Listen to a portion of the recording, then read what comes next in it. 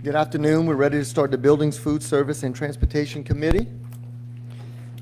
In attendance is Mr. Greg Harding, Vice Chair, also committee member Dr. Traha.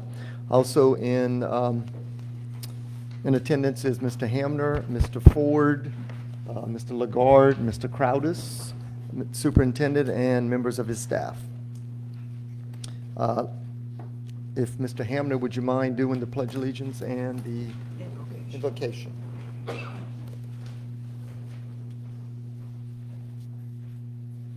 Lord, be with us during this meeting. In dealing with the agenda at hand, may we treat each other's opinions with respect. May we learn how to reject ideas without rejecting people and share visions, although we may not share the same means. May this meeting be for each of us an opportunity to be servants to the people we represent. We humbly ask you this in your name through Jesus Christ our Lord. Amen. Amen. I pledge allegiance to the flag of the United States of America and to the republic for which it stands, one nation under God, indivisible, with liberty and justice for all. Thank you, Mr. Hamner. Number 3, consideration of approval of bus lease agreement between Louisiana State University Ag Center and Terrebonne Parish School Board. The committee recommends that the board enter into a bus lease agreement between LSU Ag Center and Terrebonne Parish School Board effective June 20, 2023 to June 23, 2023 to provide bus usage for the LSU Ag Center 4-H youth program, provided buses shall run during normal operating hours on weekdays as needed, mileage reimbursement at a per mile fee equal to 50% of the cost of 1 gallon of fuel at the time of travel, with a minimum per mileage fee of $2.25 per mile driven, provided and pay bus driver or drivers approved by TPSB, provided all necessary insurance requirements are met, and further authorize the board president to sign all necessary documents pertaining thereto. So moved. So moved, Dr. Traha. Second, Mr. Harding. Any public comments? Now, I think we do have Mr. Devlin Aubert if we need him. So we'll see if, yeah.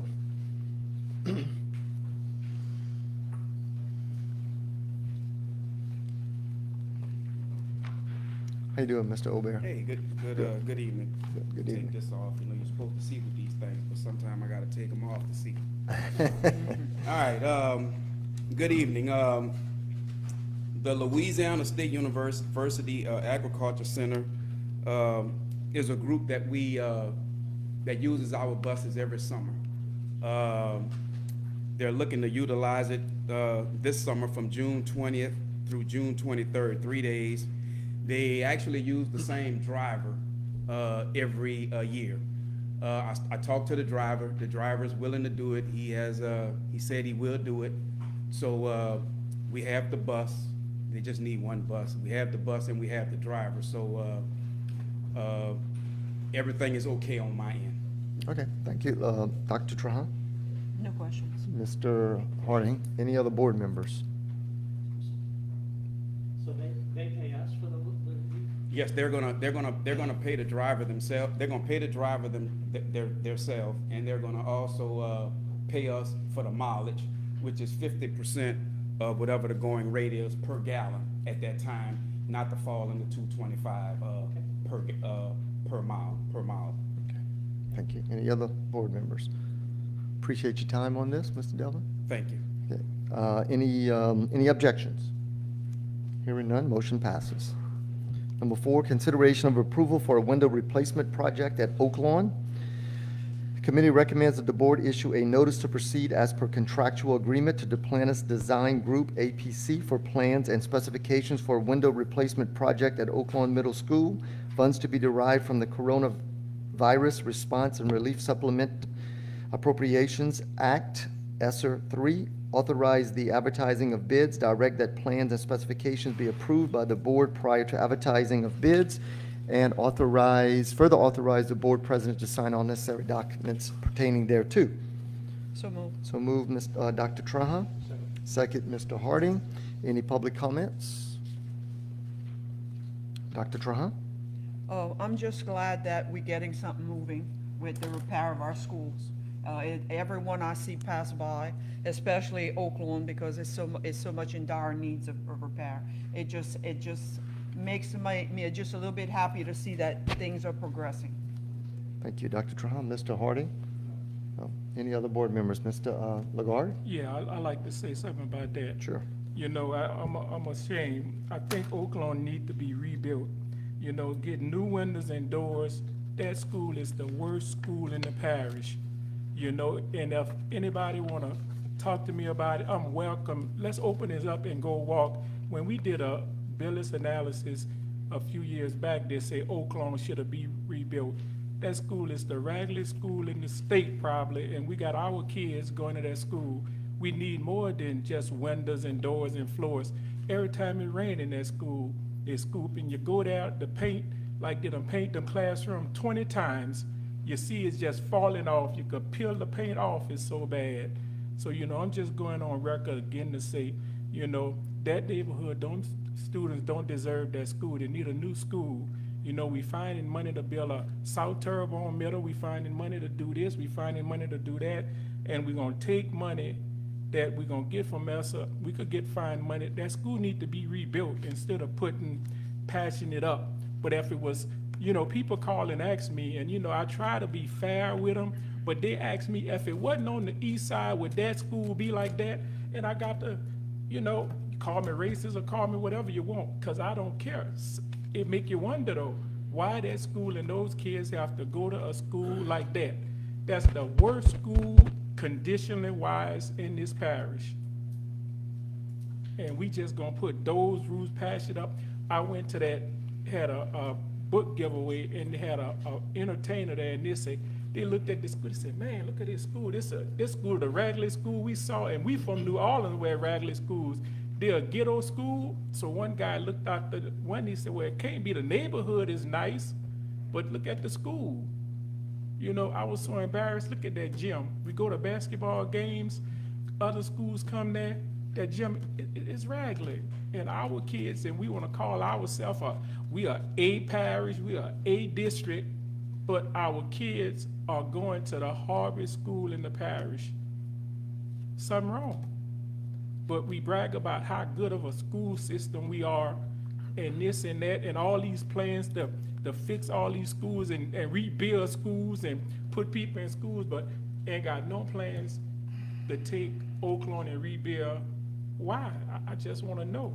I don't want no windows and doors. Everybody around here getting their houses fixed. They're not just getting windows and doors and being happy, getting a new roof on their house. They're fixing the entire house.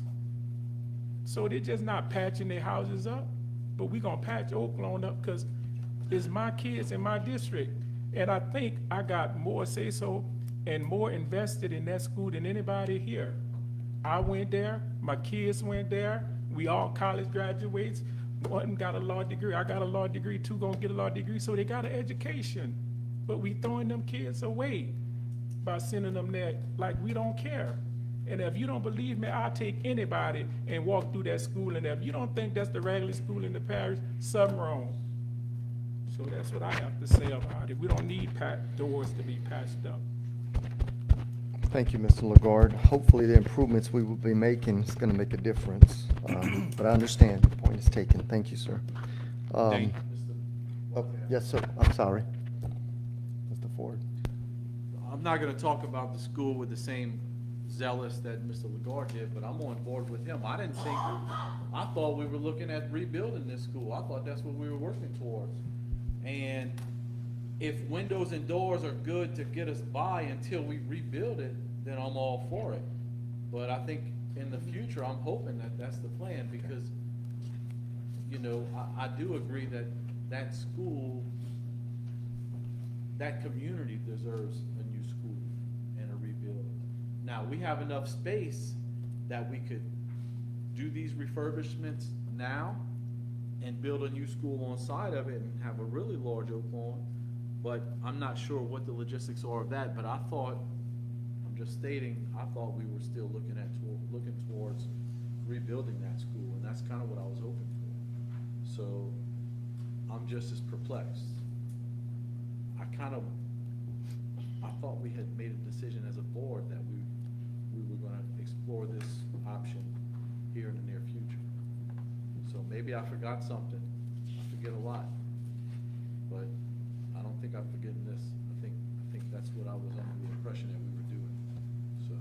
Okay, thank you, Mr. Ford. Mr. Hamner? Yeah, thank you, Mr. Voisin. I tend to agree with Mr. Lagarde as well, that Oaklawn is in pretty bad shape. The only part, Mike, that I would disagree with you on, it is not the worst, it's among the worst. There are still some other schools like Houma Junior High and Terrebonne High that have never even been mentioned yet in our rebuilding program as far as what status they are in our rebuilding process. But I do agree that Oaklawn needs attention more than just windows and doors. Now, and I believe, and y'all may correct me if I'm wrong, that that replacement of Oaklawn totally was going to happen if we did another project differently. And when that project was approved by the board, that kind of changed the flow of what was going to happen with Oaklawn. That was a board decision. So you got to remember, one decision affects the other. But I do agree with you, Mike, that Oaklawn needs some dire attention, but so do several other schools in the parish. It's very perplexing. Anyway, that's it. Dr. Trahan? There's some very good statements that were said here tonight. I do agree that Oaklawn needs a new school, but when I look at the situation it's in now, it is dire need of repair. A new school, it would be 4 or 5 years. I don't know how many years down the road. I'm not an architect, but it would be years down the road. I want repairs done now for Oaklawn. I want them to have a new roof. I want them to have new floors. I want those windows in. And then if we can find the way to build the schools, even better. We can have that refurbished building, and we could build a new school on that extra property we have. And we could have both.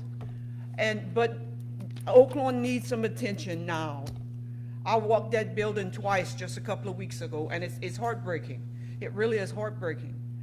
But it needs some attention, and it needs the attention now.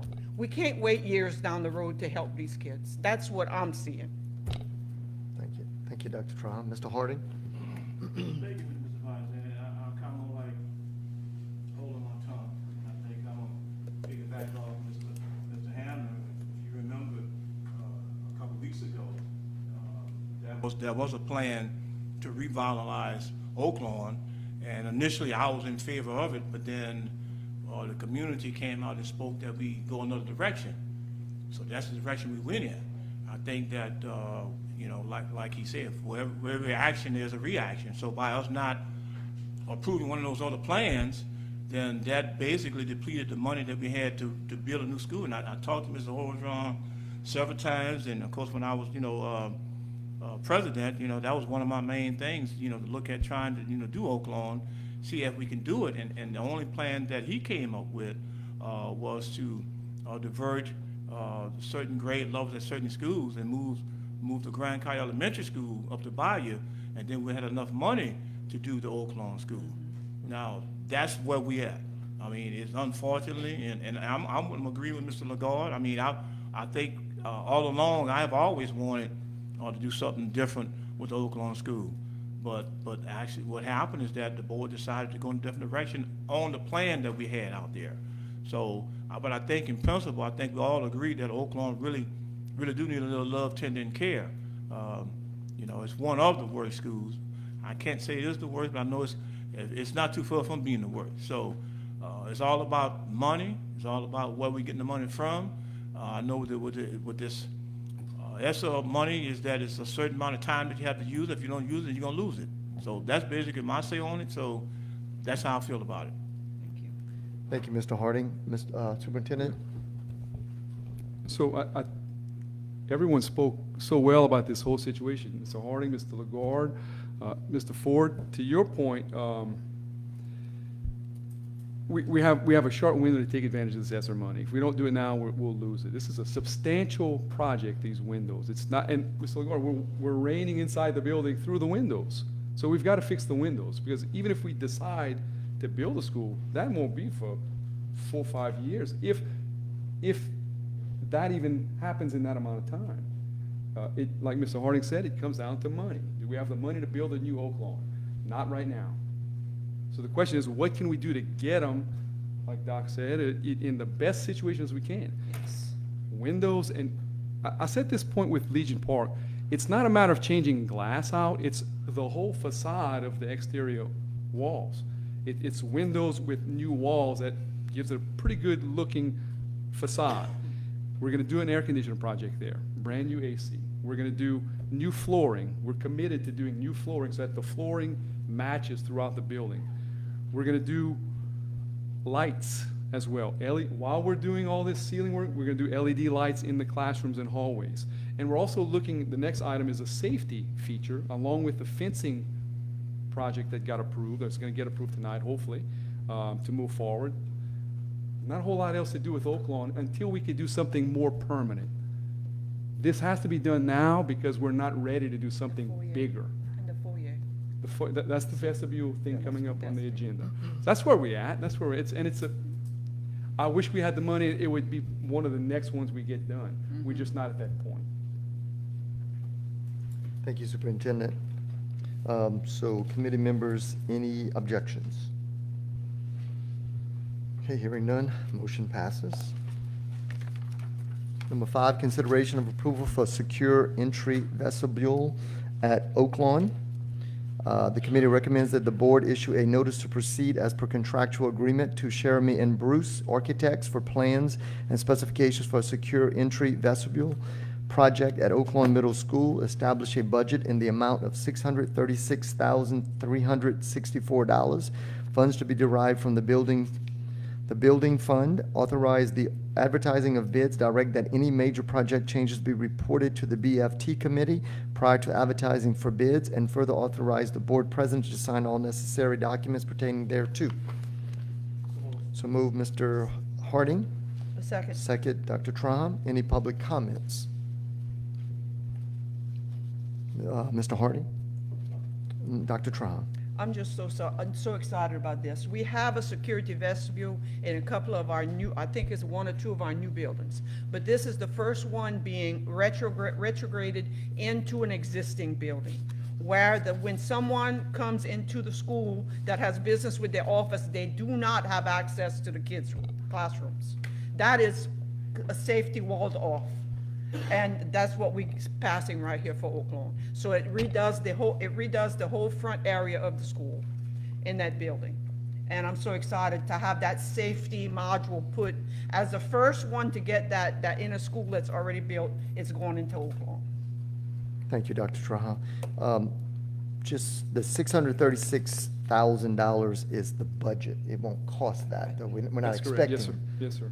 Okay, That's the budget. all right, so that's the And budget. that number is actually the difference in what we had budgeted for fencing. It's what was left over after all the fencing projects were received with the Right, bids right, for good, those. good, thank you.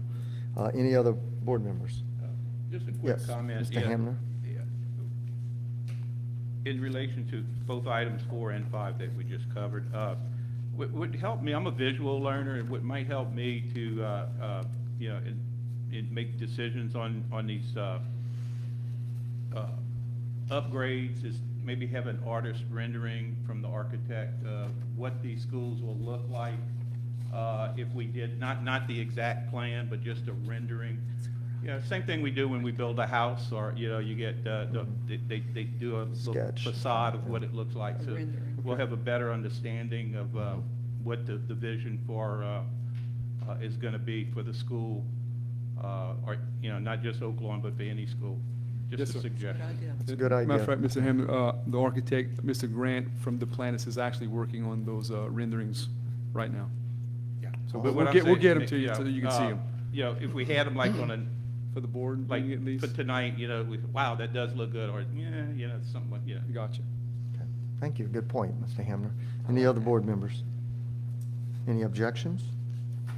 Hearing none, motion passes. Number 6, consideration of approval to authorize advertising of bids for maintenance and repair services. The committee recommends that the board approve and authorize the purchasing department to advertise for bids for the following maintenance and repair services for the 23-24 school year. So moved. Okay. Moved by Dr. Trahan, second by Mr. Harding. Any public comments? Dr. Trahan? No, sir. Mr. Harding? Any other board members? Any objections? Hearing none, motion passes. 7, consideration of approval to authorize advertising of bids for maintenance supplies and equipment. The committee recommends that the board approve and authorize the purchasing department to advertise for bids for the following maintenance supplies and equipment for 23-24 school year. So move, Mr. Harding. Second. Second, Dr. Trahan. Any public comments? Mr. Harding? Dr. Trahan? No, sir. Any other board members? Any objections? Hearing none, motion passes.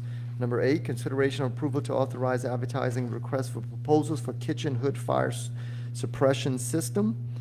The committee recommends that the board approve and authorize the purchasing department to advertise requests for proposals for kitchen hood fire suppression system inspections and repair services. So moved. So move, Dr. Trahan. Second, Mr. Harding.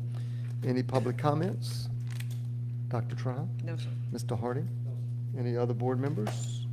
Yes, sir, Mr. Crowdis? This is for all schools? Which school is this? This would be for, yeah, any schools that would need it, correct? Yeah. Any school? Yeah. Any other board members? Any objections? Hearing none, motion passes. Number 9, consideration of approval to authorize advertising request for proposals for a fire extinguisher inspection maintenance contract. The committee recommends that the board approve and authorize the purchasing department to advertise requests for proposals for a fire extinguisher inspection maintenance contract. So move, Mr. Harding. Second. Second, Dr. Trahan. Any public comments? Mr. Harding? Dr. Trahan? No, sir. Any other board members? Any objections? Hearing none, motion passes.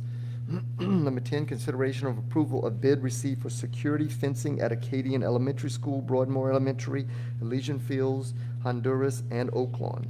The committee recommends that the board approve and accept the lowest bid received, meeting all specifications for security fencing at Acadian Elementary School, Broadmoor Elementary School, Elysian Fields Middle School, Honduras Elementary School, and Oaklawn Middle School from HMSE LLC, 912 Pueblo Drive, Houma, Louisiana, 70364, in the amount of $332,000, pending receipt of post-bid documents. Decrease the previous approved project budget by $636,364 from $1 million to $363,636. Funds to be derived from the building fund, and further authorize the board president to sign all necessary documents pertaining thereto. So moved. So move, Dr. Trahan. Second, Mr. Harding. Any public comments? Dr. Trahan? No, sir. Mr. Harding? Any other board members? Yes, Mr. Ford?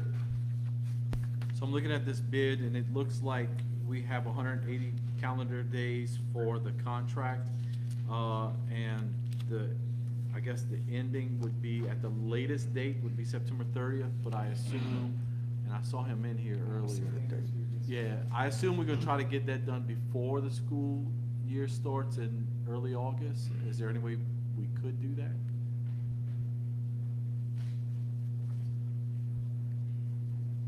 Daniel Bruce, 1408 Levy Drive. So the board's gonna ratify it on the 14th of March, if it's approved here tonight, and then we'll issue the contracts to the contractor. They have to produce bonds, order materials. We did SEC in about 2 weeks, which was 600 linear feet. Now we're at 5 different campuses, so I'm sure they're gonna try make every effort to complete before the school year. It's only gonna make their job easier, but they do have 180 calendar days to complete the entire project. So they have one work crew, or are they gonna stagger maybe? I do not know that at this moment in time. Okay, I just would want as few interruptions as possible. That's why I was asking. Yeah, that would be ideal. Yeah. Okay, good. Any other board members? Mr. Bruce? Okay, thank you so much. Appreciate it. Where am I? Any objections? Hearing none, motion passes. Number 11, consideration of approval of bid received for Broadmoor Elementary School building repair. The committee recommends that the board approve and accept the lowest bid received, meeting all specifications for building repair project in response to Hurricane Ida at Broadmoor Elementary School from Delcon LLC, P.O. Box 916, Berwick, Louisiana, 70342, in the amount of $525,000, pending receipt of post-bid documents. Establish a total project budget in the amount of $585,063. Funds to be derived from FEMA reimbursement funds, and further authorize the board president to sign all necessary documents pertaining thereto. So move, Mr. Harding. Second, Dr. Traha. Any public comments? Mr. Harding? Dr. Traha? No, sir. Board members? Any objections? Hearing none, motion passes. Number 12, consideration of rejection of bids received from the Lewis Miller Terrebonne Career and Technical High School Building ILM Repair Project. Committee recommends that the board reject all bids received for the building repair project in response to Hurricane Ida at Lewis Miller Terrebonne Career and Technical School Building ILM due to all bids exceeding the established threshold of the pre-construction estimate. So moved. So move, Dr. Traha. Second, Mr. Harding. Any public comments? Dr. Traha? No, sir. Mr. Harding? Any other board members? Mr. Ford? Is anyone here to kind of give us an idea of what the next step is gonna be? I guess it's gonna have to go back out for bid and Ms. kind of Ogeron. explain that process. Or Ali, can maybe speak to this, our project manager. Scott Griffin, maybe? Yep. Sorry, Scott Griffith, HGI. So our intent is to go ahead and repackage this, perhaps trying to get it into another project to reduce the cost. So is it that we underestimated what we thought it would cost, or is it that they just kind of came back with estimates on the high side and they weren't satisfactory? The estimates came in on the high side due to material shortages and the construction industry would be, so. Okay. Thank you, sir. Any other board members? Any objections? Hearing none, motion passes. Number 13, consideration of approval of change order for Acadian Elementary School and Legion Park Elementary School roof project. The committee recommends that the board approve and accept the change order for the Acadian Elementary School and Legion Park Elementary School roof project in the amount of $550,065 due to additional roof panel and roof insulation replacement. So moved by moved. Dr. Traha, second, Mr. Harding. Public comments? If we need somebody to speak on that, I think we have Ms. Shelley or Mr. Ryan. Okay. So essentially, this change order, I mean, I guess the start, I mean, obviously, we try to reduce the amount of change orders to really, nil. We want to know what we're doing when we do any project. Globally, it's a little different here just because we are, renovating projects. And so, especially post-storm, we never know really what we're going to find when we really start to uncover and dig. This in particular, though, is, and I just kind of wanted to say that globally, just to kind of, that this may be, we're obviously going to analyze this as much as we possibly can to try to get the best understanding we can for our design. But for this one in particular, where we are is a 50% threshold. We talk about this 50% a lot on different thresholds of FEMA repair versus rebuild, but also elements of particular elements of the buildings. For this one in particular, we were sort of close to 50% on the roof.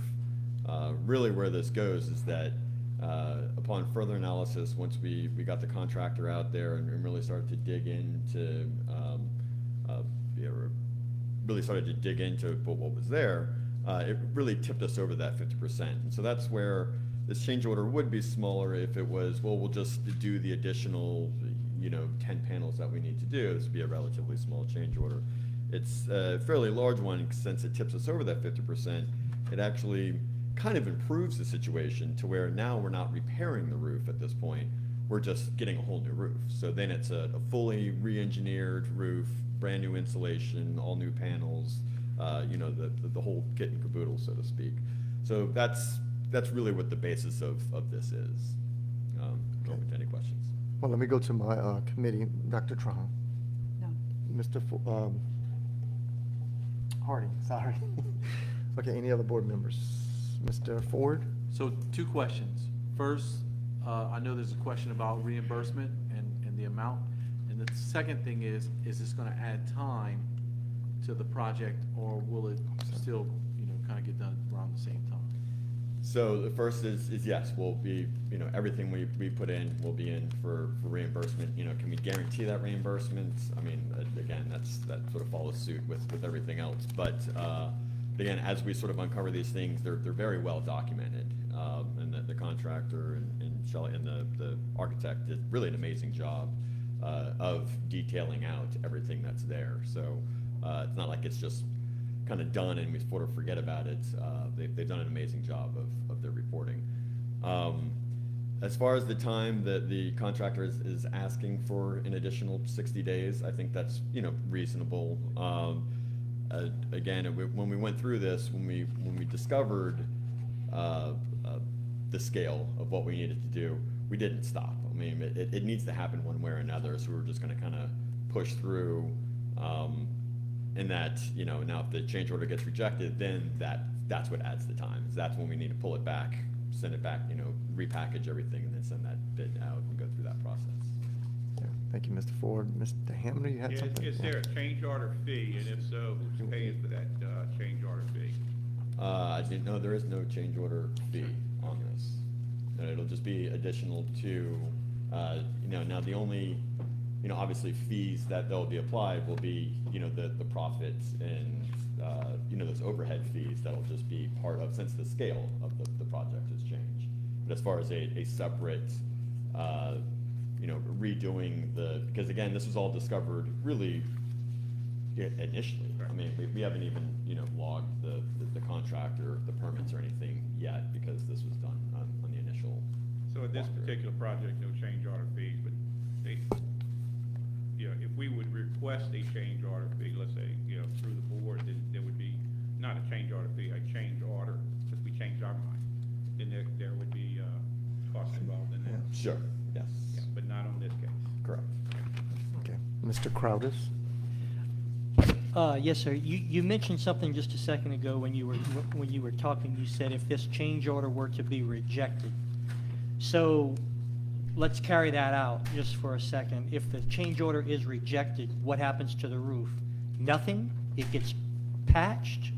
No, so the work still remains the same. So the Okay. damage is there and the damage just Right, has to be repaired right. at this point. So essentially, we're currently under contract right now. The change order is for the contractor to essentially expand the scope and to incorporate a brand new roof as opposed to the patch jobs that those things. The rejection, the change order goes into taking that contract, basically terminating that contract, and then any of the fees associated with terminating that contract, Yeah. but then reissuing it for bid and as a complete larger package. Okay. But brand new roofs would be the result of the change order if it was, Well, one way or another, you're getting a brand new roof, Yeah. whether Okay. you do it now or later. kind of thing. thank you. Any other board members? Any objections? Hearing none, motion passes. Turn it over to you, Mr. Hart. Item number 15, thank you, Ryan. Item number 15, matter update of Hurricane Ida response, Mr. Curtis Lee, project manager, Hamlin and Gainey. 14, Mr. Harding. 14? I'm sorry, I apologize, I'm sorry. I can go ahead. Matter update of Ida response, I think it's Ryan, okay, project manager, Yes. okay. I want to make sure that we got these into your packets so that we have the most up-to-date.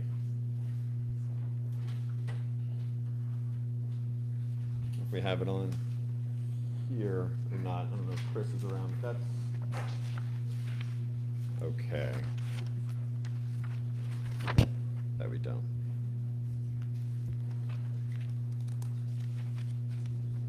Oh, yep. Sleeping. Oh, there we go. capital P. 30.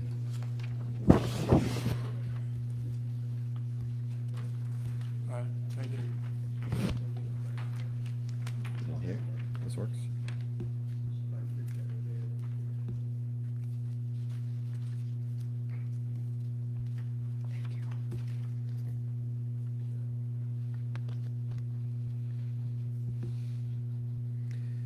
So in your package, you have the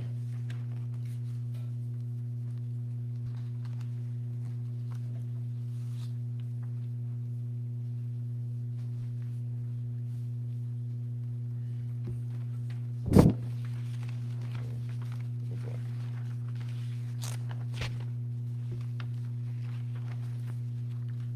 This could just be a PDF, huh?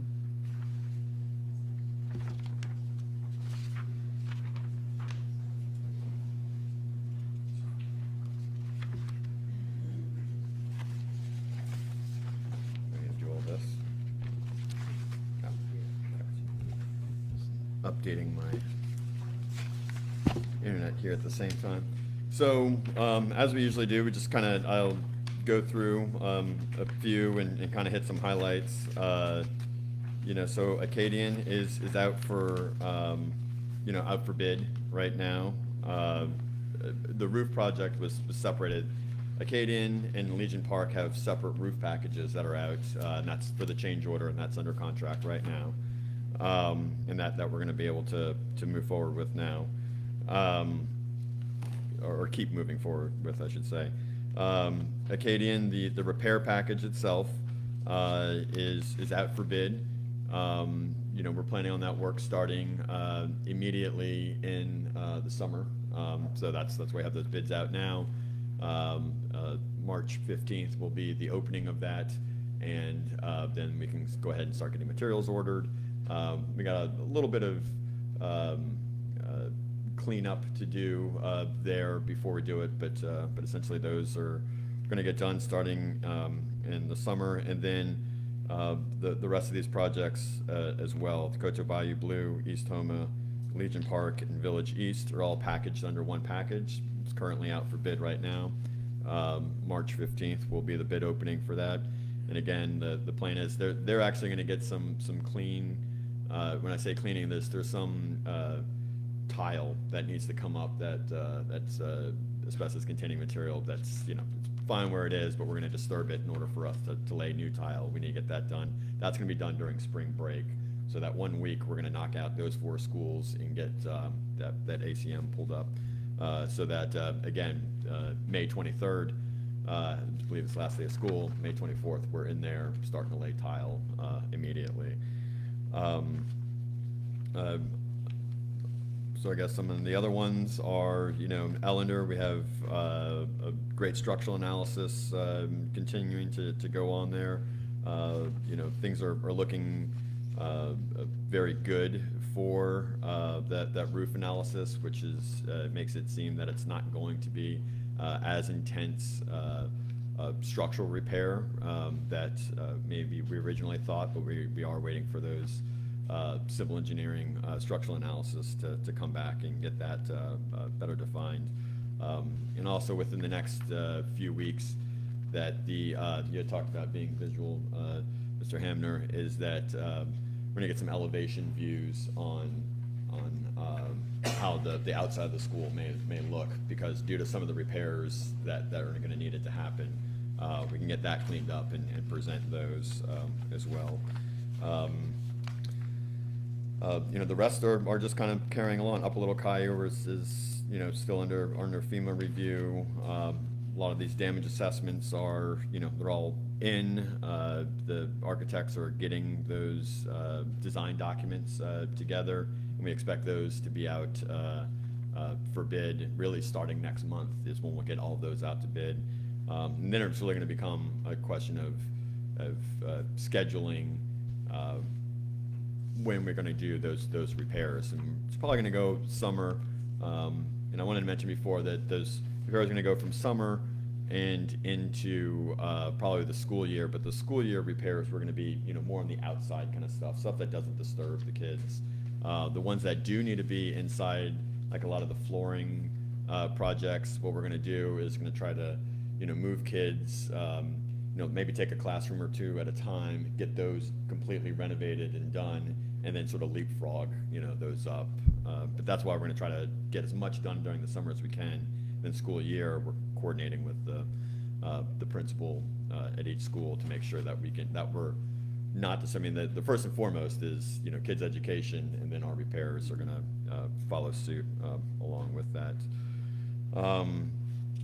And then the other ones that I wanted to hit on real quick is, you had mentioned, Mr. Hamner, of Houma Junior High and Terrebonne High, that Houma Junior High currently has the roof repair under contract, and that is actively working right now. All the stuff is there, and as we say, swinging hammers, actively going on.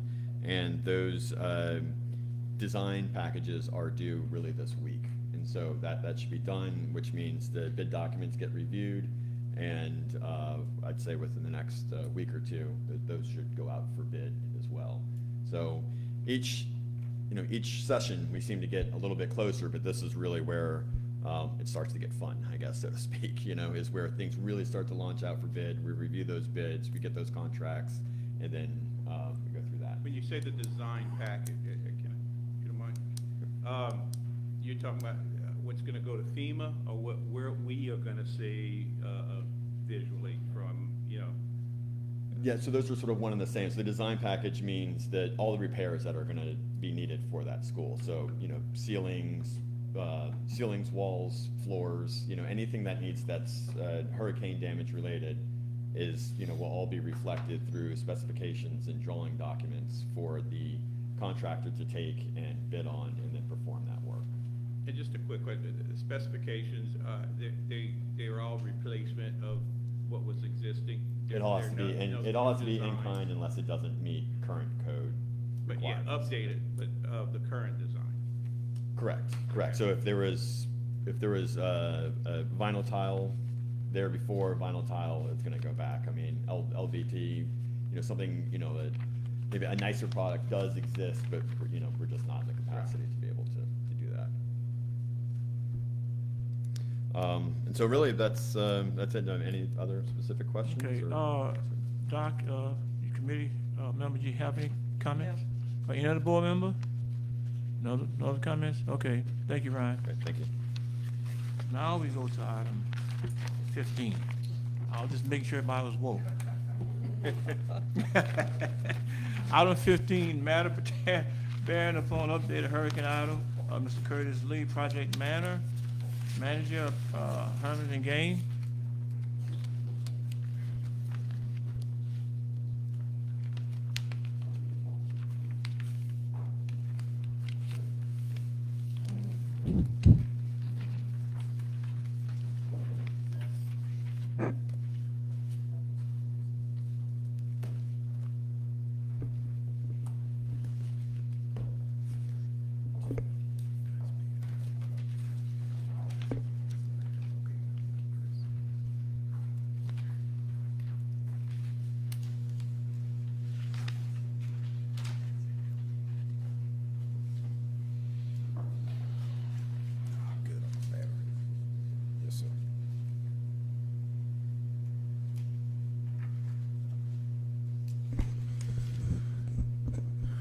Good evening, how are you guys doing? For this month, we're going to cover all of our schools as well very quickly, and we welcome any questions that you guys have.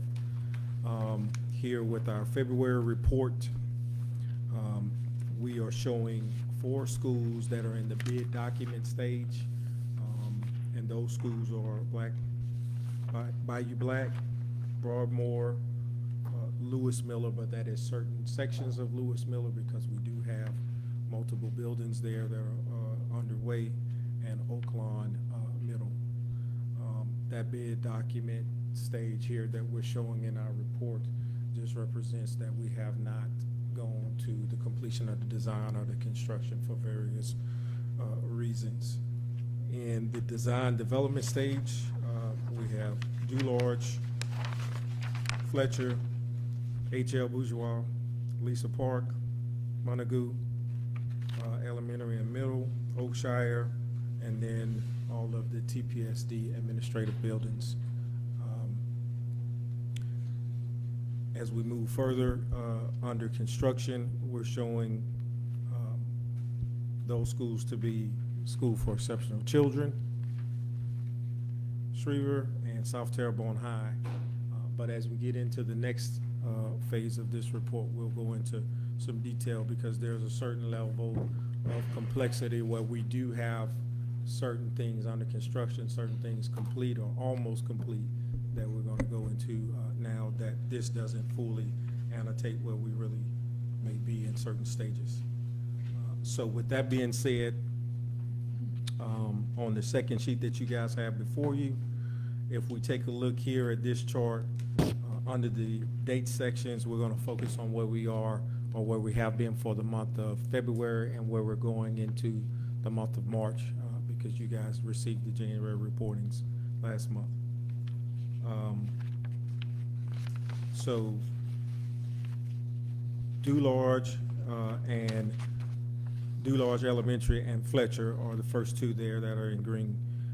With Fletcher, we are completing our design, but we do have one evaluation that we're working on going back to take a look at. That's just dealing with some mechanical MEP issues, and once we resolve those things and add that to our scope, we'll be moving forward with going out to bid on that particular school. With HL Bourgeois, you guys don't have it there on your chart, but I just notated we did work on the baseball stadium, and the baseball stadium there is at 95% and is in a functional capacity for the students there to use it, and should be praying and practicing on that as we speak. Yep. With that being said, I'm going to jump down to South Terrebonne because we did the same thing there, and the South Terrebonne baseball stadium is at the same capacity, and they are using that as well, and we think that those projects turned out pretty good. Going back to the top with Lisa Park, that is coming up on the 14th of March for our anticipated announcement of that bid. So that school will be going into various phases of construction. And if we look at Montague, it is a week ahead of that for March the 8th. So that's another one we anticipate for next month as well. And again, as Volkert said, what we're finding on a lot of these is when we are announcing the bid and evaluating the apparent low bidder, there is a period of time between the bond and the bid documents that takes a while before things go immediately into construction, and where there may be some lead time on the materials, but things are moving in the right direction, and we anticipate that we're going to have probably at least 35 to 40% of our schools under construction by the time we get to our Easter break. The next school is, well, actually it would be the TPSD buildings, and so the annex building, the maintenance and auxiliary here, and transportation, we're going to package all of those together so that we can make this a more attractive bid when it goes out on the open market, and have one contractor to take care of all of these facilities. So with that being said, that is where we are and what we're reporting for this month, and so those numbers work out to be currently 18% under construction, and we hope to move that next 18% over there to be in that 35 to 40% range, like I said, within the next 60 days. Okay, Dr. Turner? I did go by the South Terrebonne baseball field. It is gorgeous. It's really looking good. I'm really appreciative of that. And just one point, you mentioned Fletcher. I want to make sure that everyone's aware that we're talking about the Fletcher building, the old Fletcher, not the community college. Thank you. We're not repairing Fletcher Community College. It's our old Fletcher building across the street right here. I just want to make sure everybody's clear on that. Yes, ma'am. That's it. Thank you. Any other board member? Other questions? All right, thank you, Mr. Lee. Item number 16, Madam Vandervoort, update maintenance, update, Mr. Simon Corsico, supervisor of plant operation.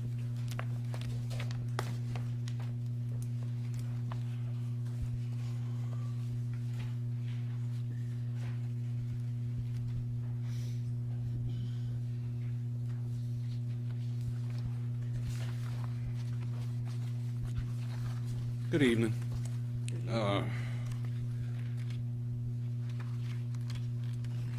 Same thing on the projects we have going, weekly meetings with project managers, repaired cement and bus circle at Dew Lodge, repairs temporary roof at Oak Lawn. We've done that a couple of times.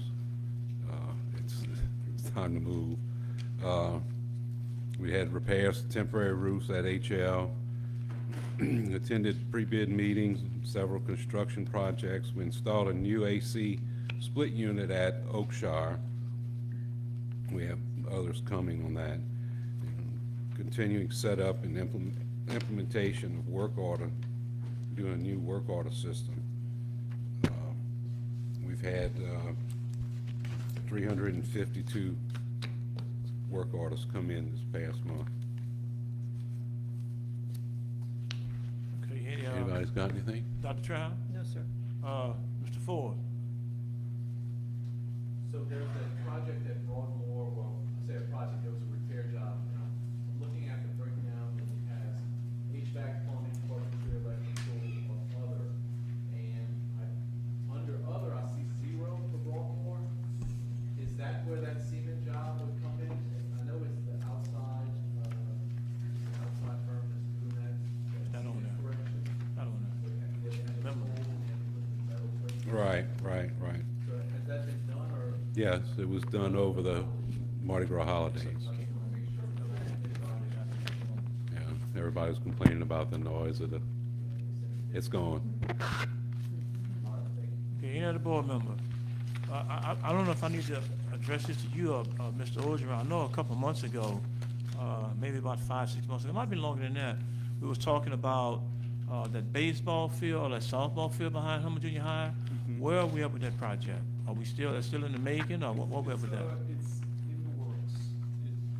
He's marked it out already, the contractor, put his little flags and everything. I think it's a matter of getting the material. The material's here, he just gotta get started, basically. Yeah, and I spoke to him today. He was supposed to start doing a chain wall for the fencing out there this week. Okay, now did we decide, we had discussion of 2 fields.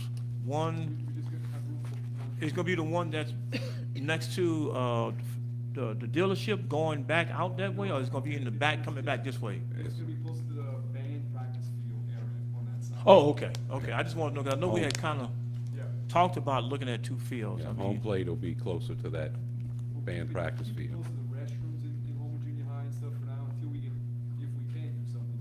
Okay, so basically where the old backstop at is gonna be on the opposite side of the backstop. It's not gonna be on that end, it's gonna be on the other end, coming back that way to the Correct. dealership. Yes. Okay, all right, thank you. Yeah, Mr. Yeah, Hammond? along the same lines, we've been talking about that field for a long time. Does the construction company have a timeline that they have to adhere to, or they just at their leisure to do this project? And can we give them a timeline? We can, the timeline is the summer of this year, we want that field by this summer. Or we're gonna have somebody else? It's gonna have started already. Yeah, it should have started, I didn't want to say that, it should have started a long time ago, we all know that. I didn't want to discredit anybody, but it's time that they get it done. Because no work's been done yet, and we've been talking about it for a long time. It's been two years that I know of disappointment to the kids that couldn't play on that new field, so it's time to get these future kids on it. Okay, thank you, Mr. Hammond. Any other question? Thank you, Mr. Chairman. Thank you. Do I entertain a motion to adjourn? Item number 17. So moved. Moved by Dr. Trahan, second by myself. Anyone, all who'd like to discuss that motion? Dr. Trahan? No, sir. Myself, any board member? Here none saw it. Meeting adjourned.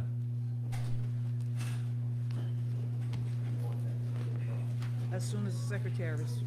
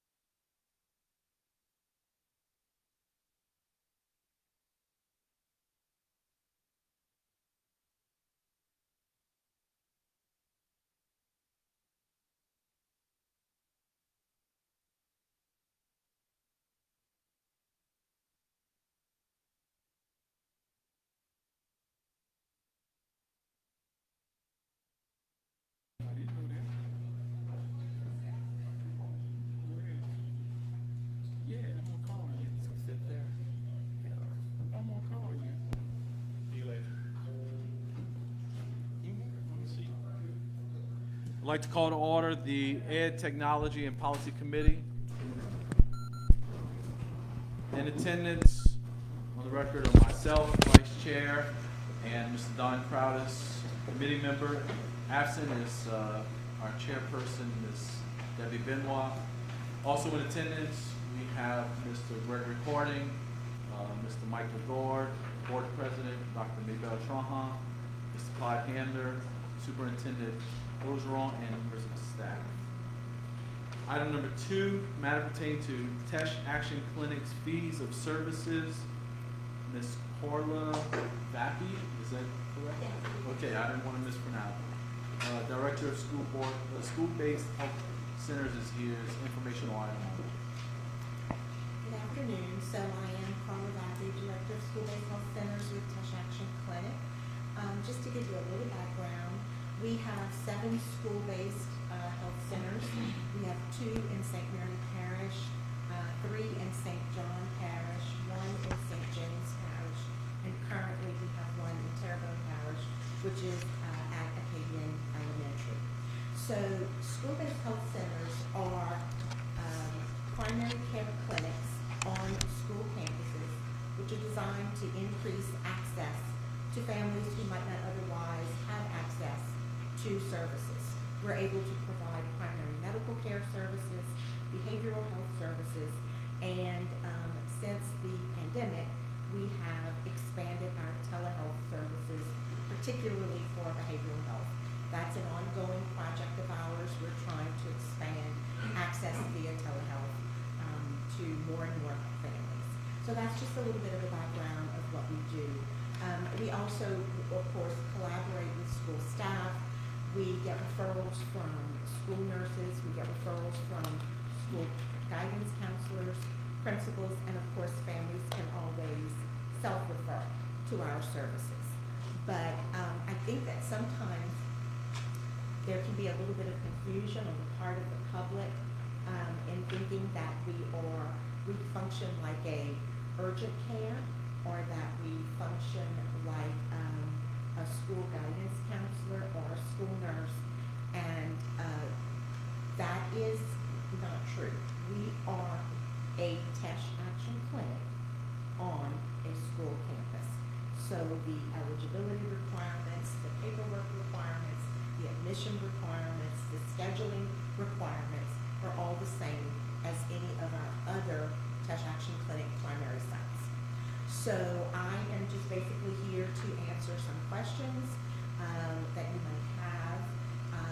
I know that we've had previous meetings to discuss the change in fee structure at Acadian Elementary, and we've also experienced those changes in fee structure across some of our other school-based health centers.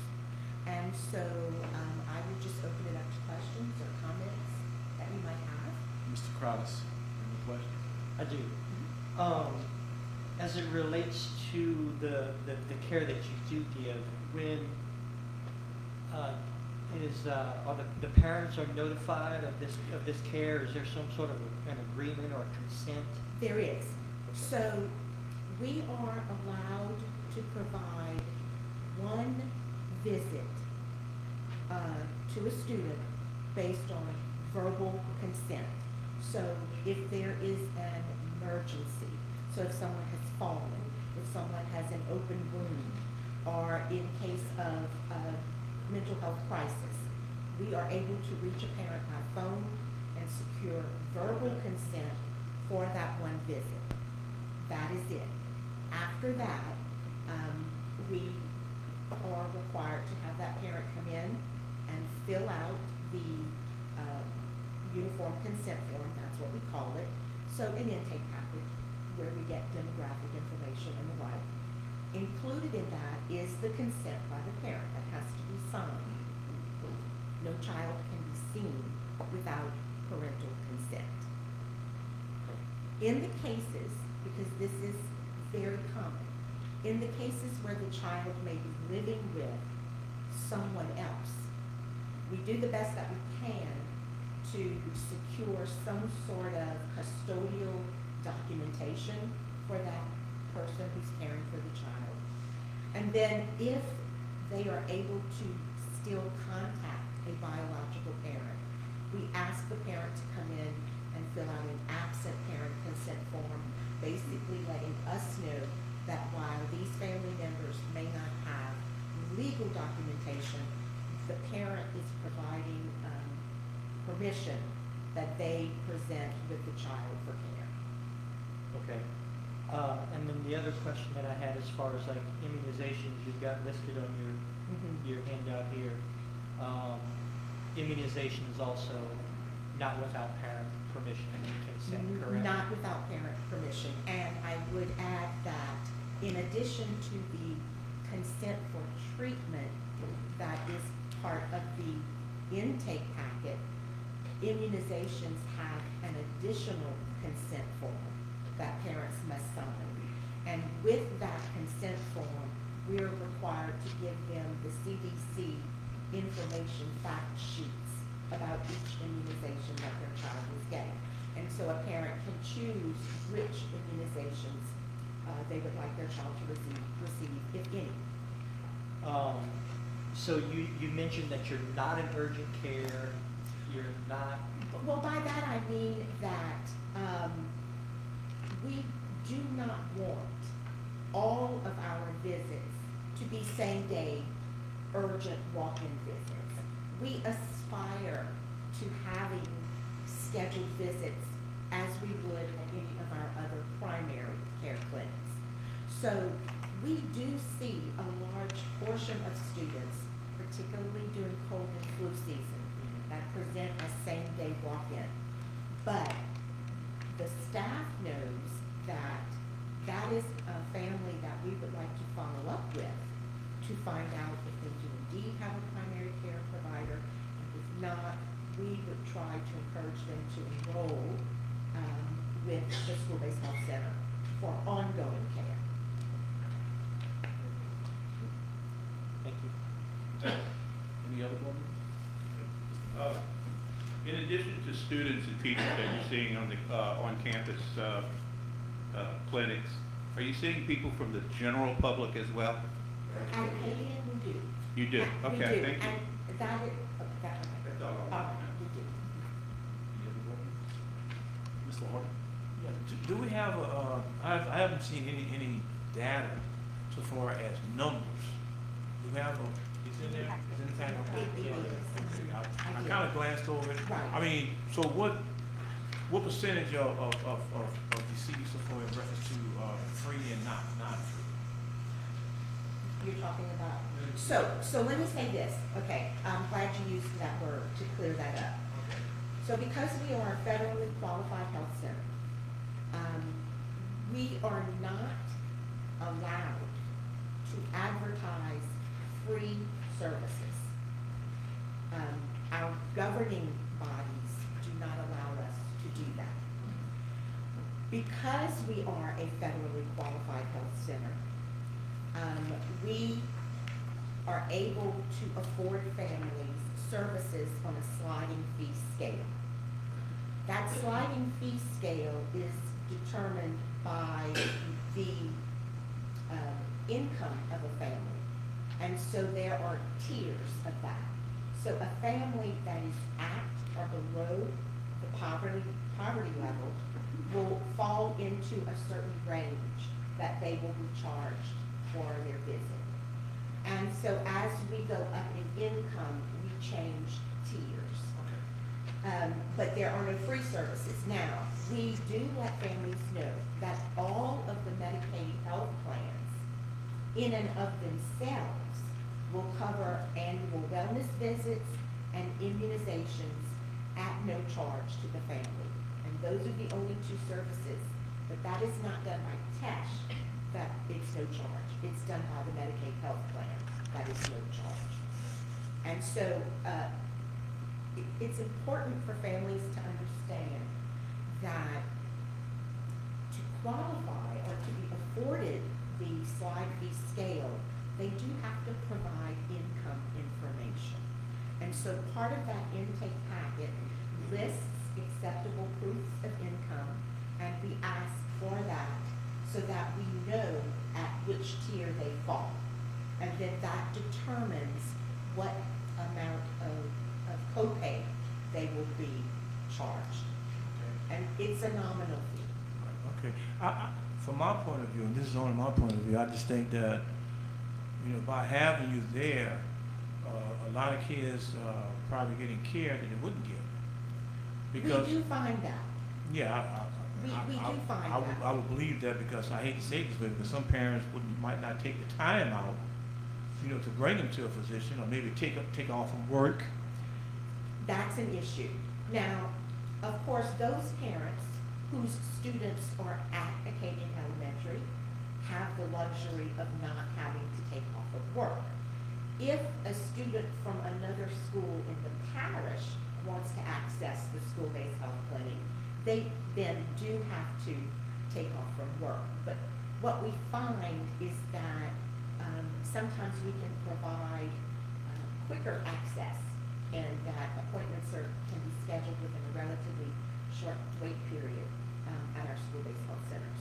But yes, it does increase access to students who do not have a primary care physician and who primarily get their health care from emergency rooms and urgent care. And I just think that, it's a win-win situation. You look at that. I mean, to have that, because like I say. Well, school-based health centers are very effective. There are about 2,500 across the state of Louisiana. And we do find that we have increased access to many families, particularly those families who have a Medicaid health plan. And of course, we do see uninsured as well. Okay, and then my last question would ask to you, I think the program, is a success. Have your organization thought about maybe expanding the program? That would be excellent. You can expand it to provide the same service to more students than what you're doing now. So I will say this, that every chance Dr. Woods gets, he charges me with that vision of expanding school-based health centers. we want to do that. Some of the challenges and barriers to that is finding the staff to do so. It is very difficult to find providers, psychiatric nurse practitioners, and LPCs to staff all of the sites that we wish that we could have. But we are using sometimes youth personnel from a primary clinic to provide at least part-time service to some of the sites, some of the schools that want us. Thank you for your hard work and dedication, ma'am. Thank you. Any other questions? So I just had a comment, and it will be followed with a question. So we've been talking with you guys for a few years now, and I know the talk has been of expansion, and I'm really appreciative of having the school-based clinic, giving the opportunity for our teachers to be seen as well. But you mentioned the requirement for parents or people getting services to provide income verification.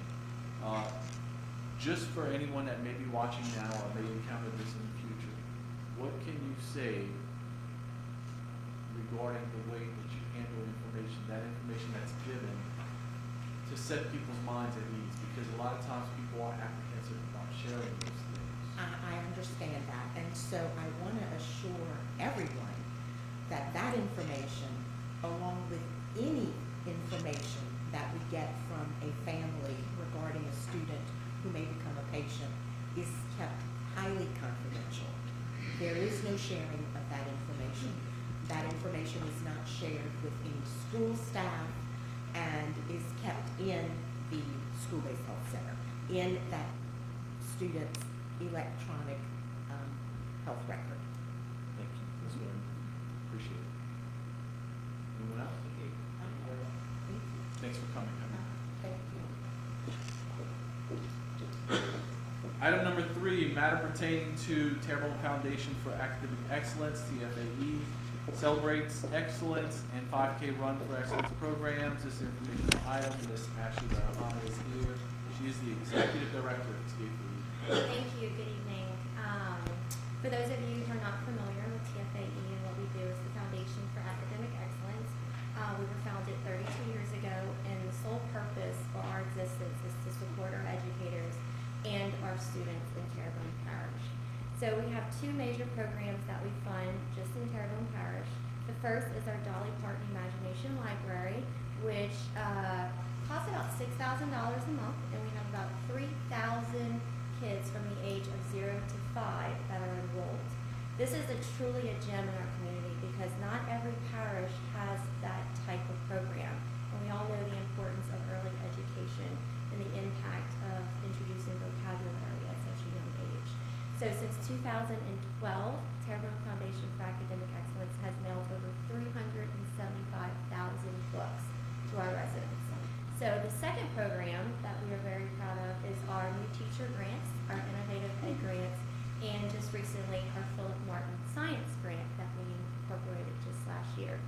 Our new teacher grants application cycle opens April 1st and goes until January 31st. This past grant cycle, we allocated over 45 new teacher grants, which totaled $22,500 to our new teachers, which this year we kind of got rid of some requirements. In the past, we required teachers to be certified, so we identified that a lot of our teachers here aren't yet certified, but working towards certification. So my executive board decided to forego that requirement, and so we've seen a huge increase of new teacher grant recipients. New teacher grants don't necessarily mean you have to be fresh out of college. You could be a new teacher to the subject, to the parish, or to the school as well. And so the second type of grant a teacher can apply for is the Innovative Ed Grant, which with the new teacher grant, you have a $500 cap, which goes towards supplies and replenishing of things in the classroom. Whereas the Innovative Ed Grant, there's no cap on the amount of money you can apply for, and you can use it for exactly what you need, something innovative, something new, fresh. Really want to increase that learning experience in the classroom. And so we want to encourage our teachers to apply for those grants. And then our Philip Martin Science Grant is for a science educator in an innovative way that wants to increase their laboratory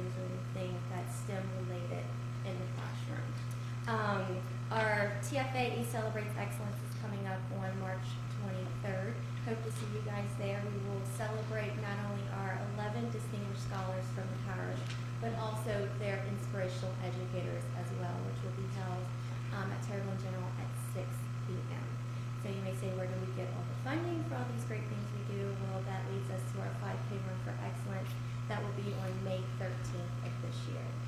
We started the Battle of our high school bands last year. We're really proud of it. It really, really highlights the talent that we have in our bands. Really brings band in the forefront.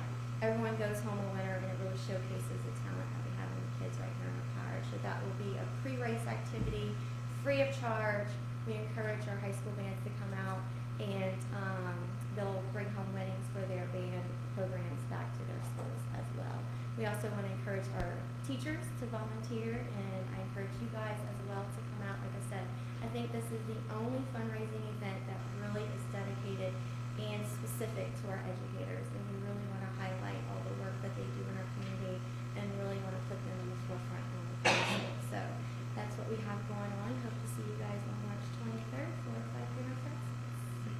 Oh, sorry, May 13th. Before I ask if anyone else has anything to say, I want to set up a challenge for our board.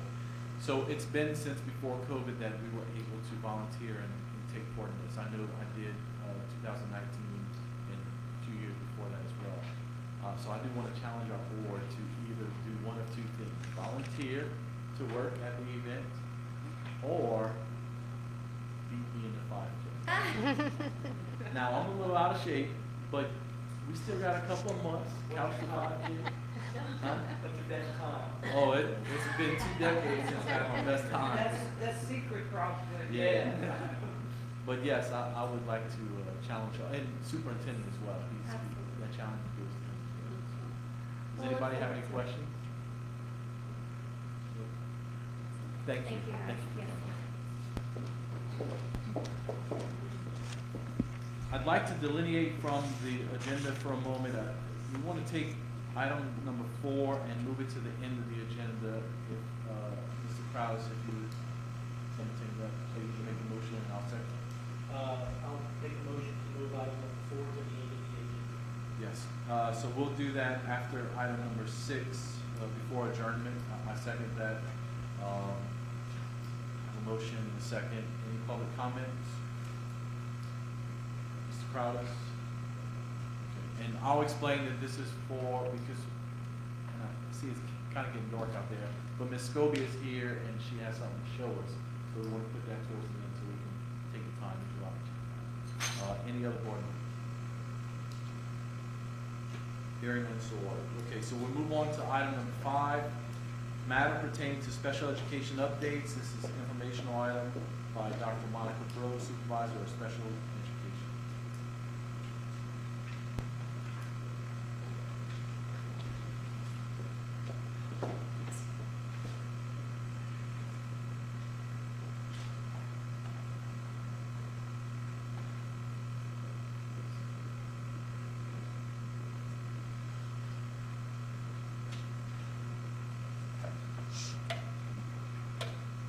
Good evening. I finally have my turn to present updates from the special ed department. So I took over the position in October of 2020. And it was, we were still in the COVID phase. And this August, when we opened up school, was the first time that I actually met with my entire staff to have an opening meeting. So it was very productive and very well received. But it was the first time that I was able to get everyone together from our department. We have about 65 people in our department. So one of the things we get every year is the LEA determination package. And it gives our district a rating. And it's determined on different indicators. And this year, again, we did very well. We met all the requirements. There's a total of 39 possible points. We got 37. The 2 indicators that we lost 1 point on were that we didn't meet the target set by the state in ELA and math on statewide assessments in the special ed group. And again, this was from 2020-21, so we were in that virtual phase. A lot of kids were still on virtual. When we get our next determination, I'm expecting our percentages to increase. Some of the things we're doing in the SPED department this year to support our teachers and our administrators in the schools, we've partnered with LaSard, the Louisiana Autism Spectrum and Related Disorders Organization. These are just a couple of pictures. We have a consultant called, his name is Joseph Tate, and he has met with principals. He's done some one-on-one coaching with teachers. He's provided some professional development on behavioral strategies and interventions. And he's also going to conduct some small group sessions with groups of our special ed teachers. Again, all to support all the things that are going on in our schools related to behavior this year. Our pupil appraisal facilitators in our entire SPED department participated in the science of reading training so that they can have the background and knowledge when they're doing the evaluations and the IEPs with those teachers as well. So that was a really enjoyable training that we had Ms. Angel Bergeron come and do for us. Upcoming, for more support for our teachers and students in schools, we have some professional development coming up in a couple of weeks by Black Hills Special Services Cooperative. They're going to provide some information and training on how to deal with students that have sensory processing disorders and executive functioning skill deficits. So we're looking forward to that training. Each school can send up to 4 people, and then of course we expect them to go back to their schools to redeliver. One more thing that we're gonna do upcoming, we have a book study coming, and this is to help administrators schedule and work through some of the special ed issues that they have in their schools. It's called 6 Shifts to Improve Special Education and Other Interventions, and I'll be going through some things with them. I'm gonna provide with them their administrative teams copies of these books so that they can keep them on their campus. And then just a few other updates. We have some numbers on evaluations that we've been doing in the department, and these numbers are reflective up to February 15th, 2023. Just keep in mind, new evaluations are opened and completed daily, so these numbers change a lot. Regarding our preschool, these are the students that are not enrolled in our school yet. We've conducted up to this point 81, and you can see it's broken up into the different exceptionalities that they've come out with.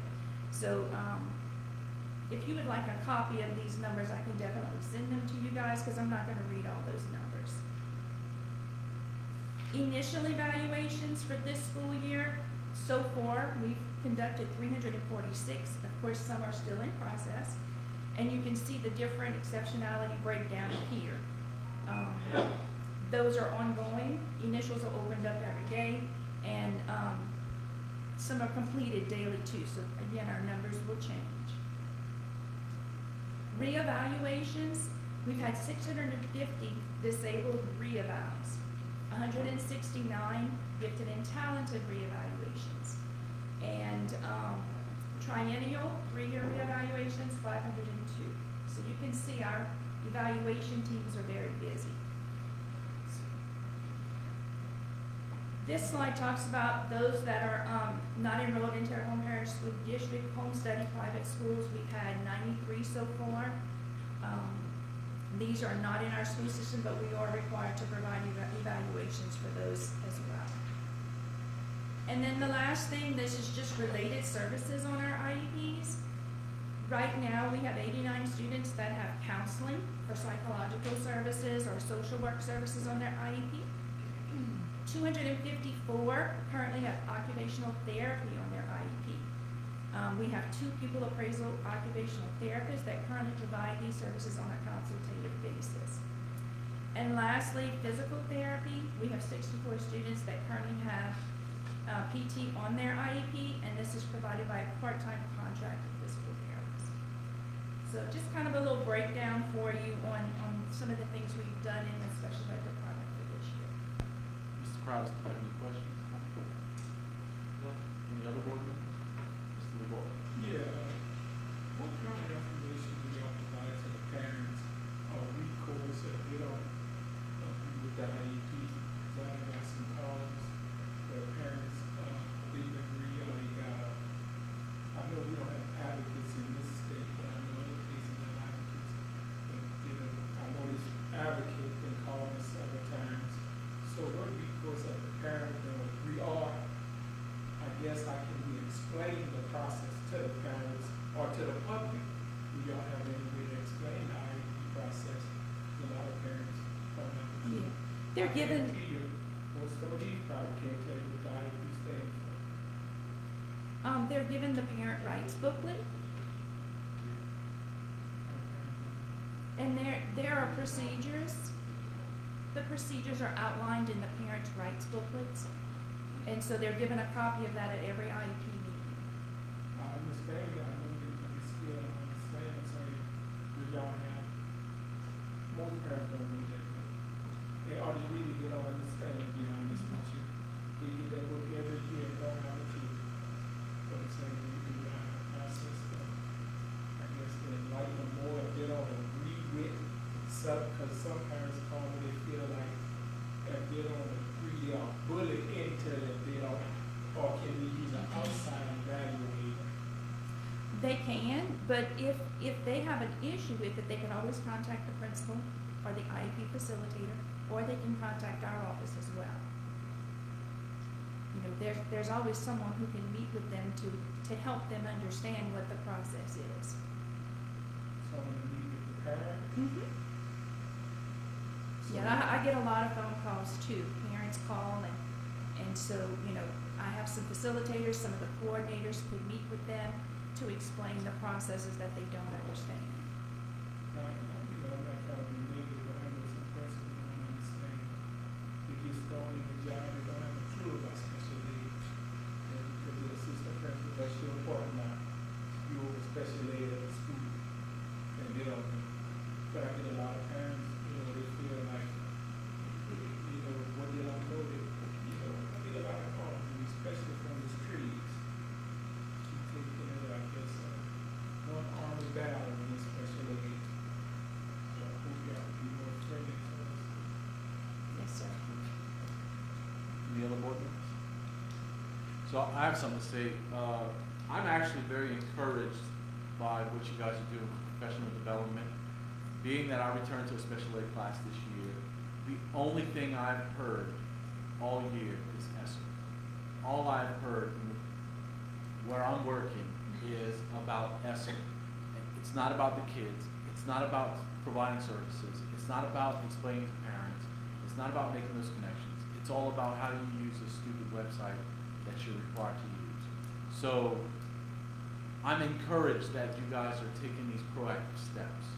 I know things operate a little differently here, and I'm very fortunate that I do have an assistant principal who was a special ed teacher, and what Mr. LeGord is saying is correct. That happens a lot of times. The assistant principal that gets assigned to special ed never sat in a special ed class. So I'm encouraged by that. Now, one thing I do want to note is, you mentioned it, but you didn't get into why, and it was the high number of initial evals we had, 346 this year, if I remember correctly. Yeah. That is a testament to what we do in Terrebonne Parish, because there's a lot of parents that are crossing district lines to bring their kids to Terrebonne Parish. We're not supposed to know about it, but we do. And the reason we continue to provide those services is because those kids deserve and need them. So that is a testament to our special ed department and what we do. So thank you for all the work you guys do. You know, some people may not like that I brought that up, but that's what I've seen. If someone wants to show me something different, then by all means show me.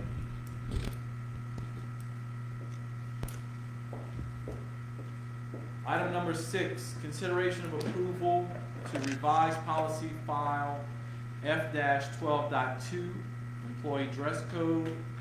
This is a proposed recommendation. Mr. Matt Hodson is here, Supervisor of Human Resources. He'll go over this in a minute. The committee recommends that the board approve and accept as presented revised policy file F-12.2 regarding employee dress code. Do I have a motion? Motion by Mr. Crowder, seconded by myself. Any public comment? Mr. Crowder? I have none either. I'd like to call on Mr. Hodson if he wants to give us a brief overview on this, and I do have a question after he's explained. And then I'll get to the rest of the board. At the direction of Mr. Ogeron, he asked us to look at the employee dress code, because our dress code was only this very first part. All the stuff in blue is just all the stuff we added on, so it was very vague. And so what we did is we came up with a committee of 4 principals, and each of those principals brought a teacher with them, Dr. Yarborough, myself, and Ms. Angela Rose. And we looked at, there were 4 surrounding districts, Lafourche, Assumption, St. Mary's, and Lafayette, who all had employee dress code policy, some sort of way that were a little more specific than what ours were. And so then the committee came up with, we decided to do bullet points versus you could wear this shirt or this pair of pants. Some of the other districts were written a lot like our student dress code was, and so we decided to do bullet points. We then presented that to the ERC, and then that's what we came up with this. Mr. Krause, any question? I do have not a question, but a statement, a general statement. When this topic came up, I think I brought it up 4 years ago, and it was the idea that when I brought up the idea of maybe revising the student dress code, uniform policy, I said our employees need one as well. And it's not to say that it's good for the goose, it's good for the gander, but basically, if we're holding our students to a standard where they have to dress and meet certain requirements with their dress, I think our teachers and faculty and staff should be held to the same type of standard, maybe not exactly the same, but the same level of professionalism, some sort of standard in how they dress. I know previously there was mention, and I didn't see anything this time, regarding tattoo policies or piercings and tattoos. And I think historically that's always been something that was left to individual administrators at schools. I don't like the idea of individual administrators being the gatekeepers of that. I do think that I would like to see it addressed in the policy, so it's something we can maybe revisit later on if you guys want to add to it, maybe amend it. I think it would be a good idea for us to address that, so there is consistency and continuity among all our campuses and all our facilities. So that's just something I'd like to see in the future. Any other board members? Mr. LaGore? How y'all gonna take warm up? Them coaches like they warm up. Well, if you look a little further down in the policy, Mr. Lagarde, the PE teachers are almost separate, just like our career and technical teachers. So if the principal says, put your warm up on, and don't wear shorts in the hallway or whatever, it's left up to the principal based on the needs of that school. So they could still wear them. So. Just a note, if the reason it's written this way, we already had an existing policy for bus drivers. Child nutrition has an existing policy, and so did, maintenance didn't have a policy, and our employees and the central office staff didn't, but, so anyway, we included the groups that didn't already have a policy in this policy, so that everybody should be covered. Any other board members? I just want to follow up with Mr. LaGarde. It's kind of vague there, because you're kind of full of warm-up, related, jogging suits, et cetera, are not permissible. It's not until you get to the bottom that it says school administrators shall meet with teachers of physical education and career. Yeah, one kind of contradicts the other. That needs to be clarified. Blackboard is like, you can't tell you coaches not to wear their warm-ups. You're the athlete, Greg. I need to stretch out. It's just not clear. I know you said that the principal, and then we're going to get the together, but if we're gonna have a policy, let's make it really clear. The issue is it's about classroom teachers not wearing jogging suits. That's why it's separate. So if you're a social studies teacher, you're not going Classroom teachers won't want us to guide. You know, I'm not telling, I don't wanna tell you how to fix it, but grammatically, it just needs to be clarified. you have to vote I on think it, so I do that- take suggestions. What's that? You have to vote on it, so I do take suggestions. Okay, well, you know, just look at that and, cause I can tell you as a principal, some of them will go get, I was a principal, it could be confusing, yeah? Yeah, I agree with you, Mike. To expand on what Mr. Hamner said, you know, if the purpose of having this policy is to mitigate litigation at some point in time, possibly, even within our own employees, or to mitigate grievances or those type of things, I think some clarity could come about. If anything, and I don't know, because it's been 5 or so years since I've signed a contract with Terrebonne Parish, is it possible that we put these exceptionalities in the contract with these H&P teachers or anything like that, to where they're adhering to this one policy, but in their contract it says, you are allowed to wear this type of clothing? Is that something we can do, or should it just be in this policy, so well stated and clear? Okay, so we're gonna vote on it tonight, but anticipate that type of, suggestion, correction to the first thing.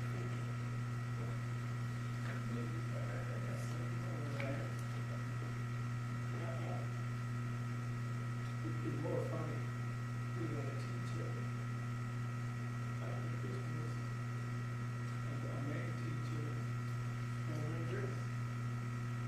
He can't put that, he's throwing a dress. We can't stop that out. Well, it's in the dress code. No, yeah, well, I said, I don't know, like, how you, you got 2 points.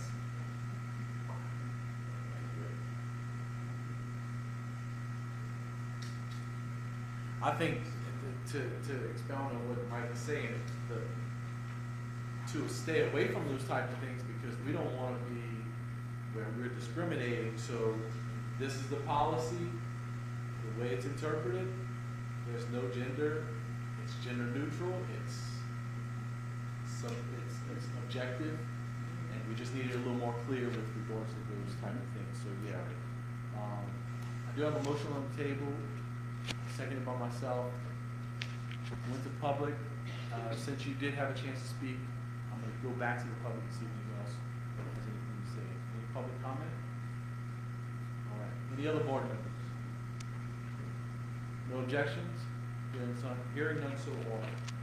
Now we're going to revert back to item number 4, matter pertaining to finding our roots. First, mobile museum. This is an informational item. Ms. Margie Scobie is here, founder and president of Finding Our Roots Museum. She is joined by Mr. Troy Welsh. Good afternoon. Yep, you have the floor, Ms. Scobie. Go ahead. I am Margie Scobie, president and founder of Finding Our Roots African American Museum. We are here today to once again present to you guys what we have available for our public. I am familiar with all the names here except for this last name. Yes, I'm not familiar with that name at all, because I am a researcher and of course I know every name on the board. But at the same time, we did bring out a mobile unit, and the reason we converted to a mobile unit is because the building that we once had, it got hard hit by the hurricane, and we were not allowed to go back into that building. And so we had to come up with a way to continue our effort into sharing our history. And so that mobile unit is that unit. So we would like for you guys to join us. You can join us outside. Yeah. Yeah, oh, I'm sorry, yes, let me get to that point, I'm sorry, I am so sorry. Yes, we have, plans on bringing it to the schools, and we've been approved. And so at this point, we're just trying to figure out how we're gonna get paid to get it done, or, for the most part, we've been allowing it just to go to the schools, the children get on board and do what they need to do. Because we've been actually getting, people to sponsor us, just as we did at the building. At one time, Mr. LaGuard and a couple other people did sponsor those children.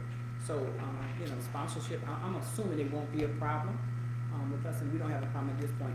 Our first visit was Nicholls State University, H.L. Bourgeois. March the 8th, we have Bayou Black School, and we're planning on trying to at least catch all the schools throughout the parish.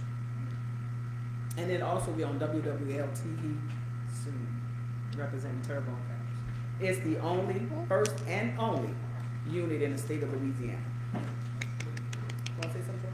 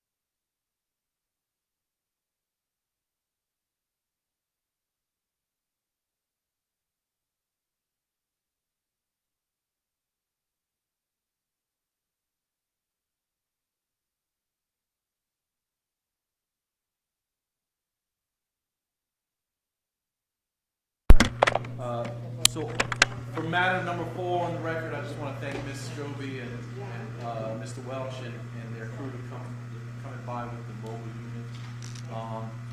Being no further business, I'd like to ask for adjournment. Motion to adjourn, second by myself. Any public comment? Mr. Crowder? And myself, any other board members? Any objections? Hearing none, so ordered. Turn the meeting over to Mr. Clahan.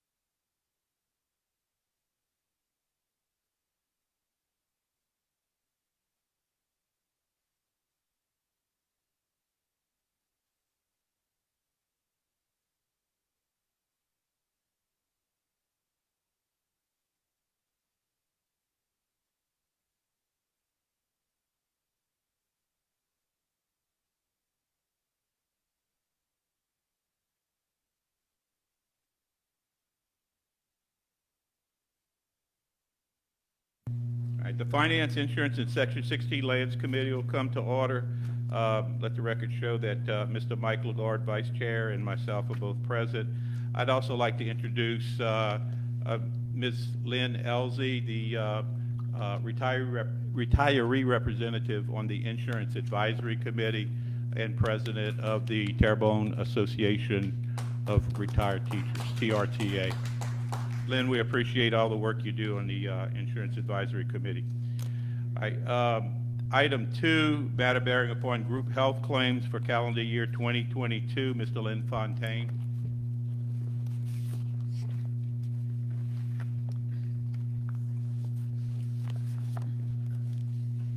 Good evening, members of the board, superintendent, administration.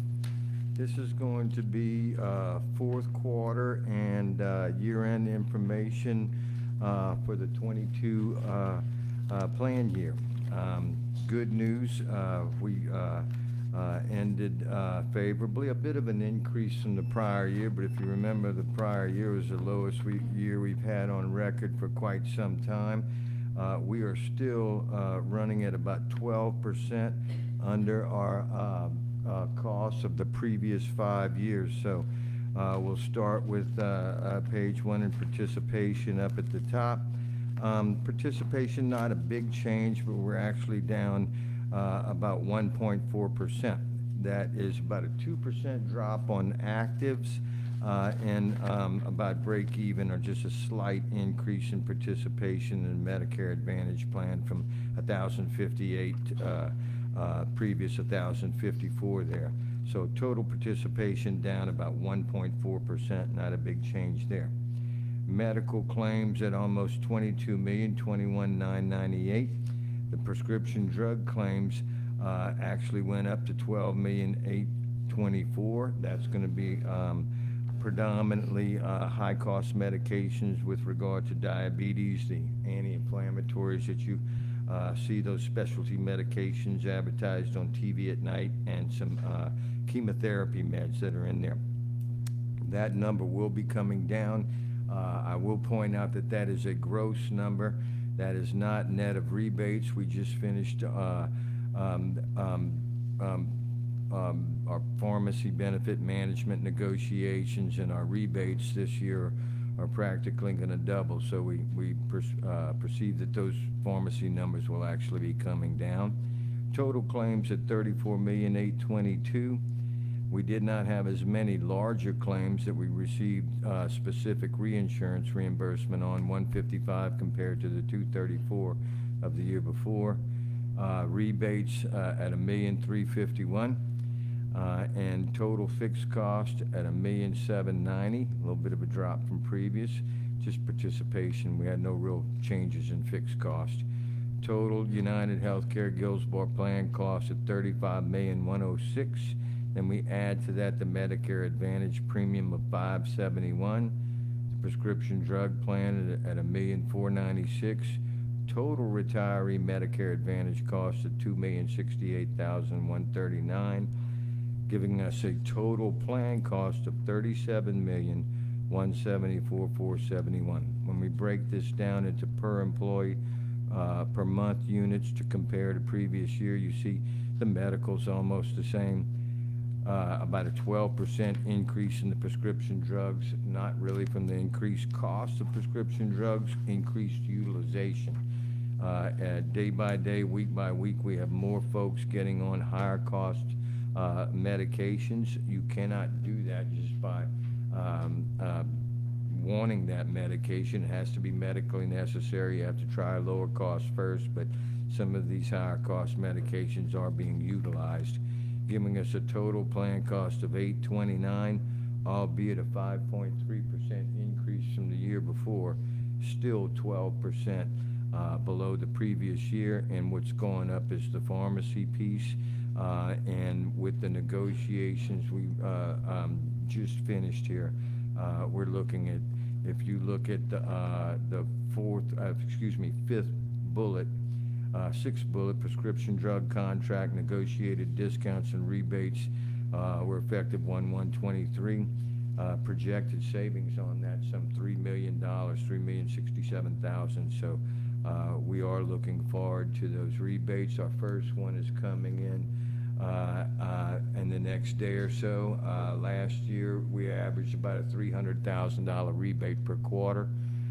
The rebate that's coming in this month is $622,000. So nice increase in that negotiation as well.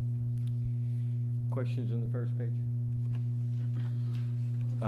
Average participation, once again, not much to talk about that. If you remember from the past, I always compare enrollment versus membership.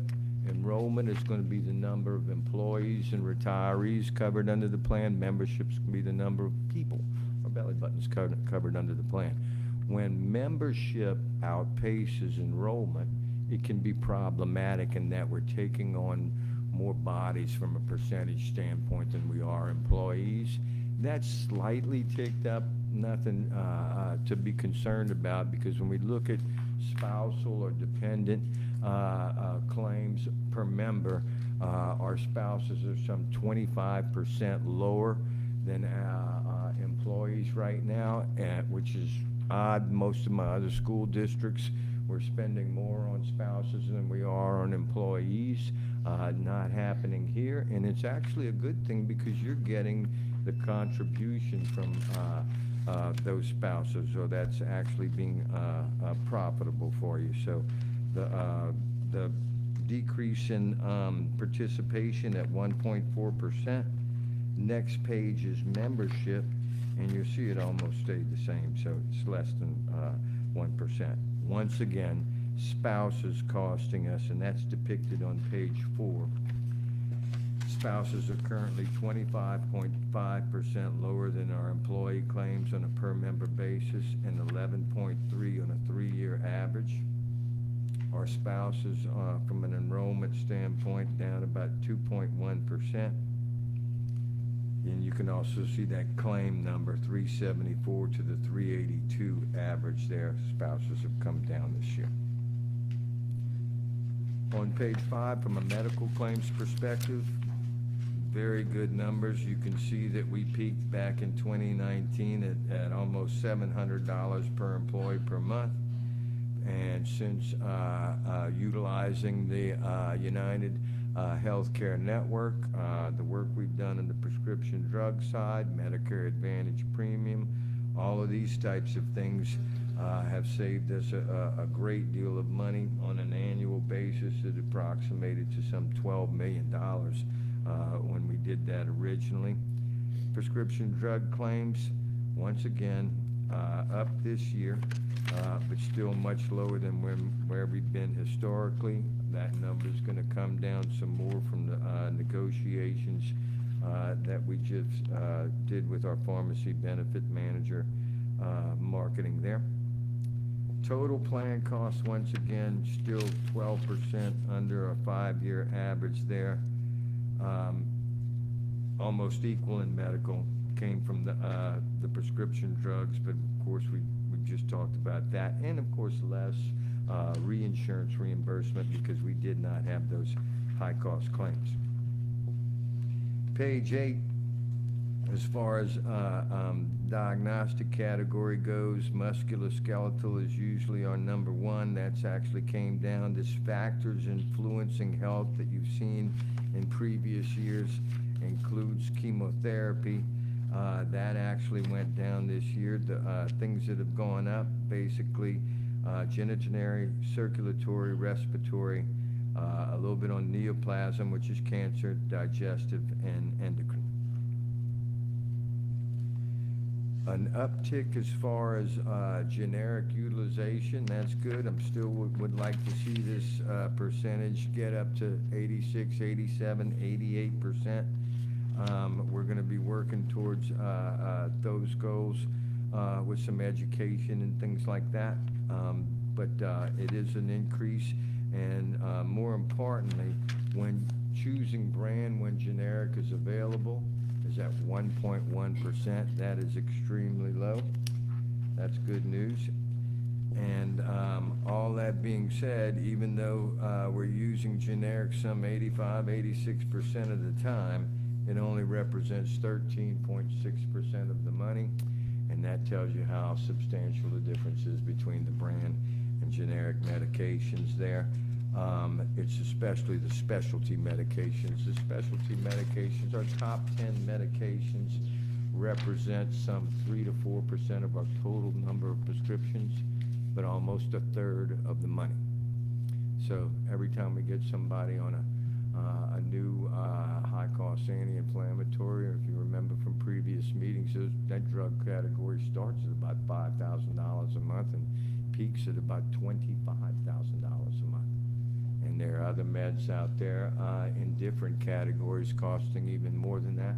We're looking at some alternatives down the road for patient assistance that can help offload some of those costs, but the negotiations that we just did on your pharmacy management contract will more than offset some of these increases. So once again, a good report, still well under where we've been, and looking forward to providing some additional savings with some of these other strategies that we'll be looking at.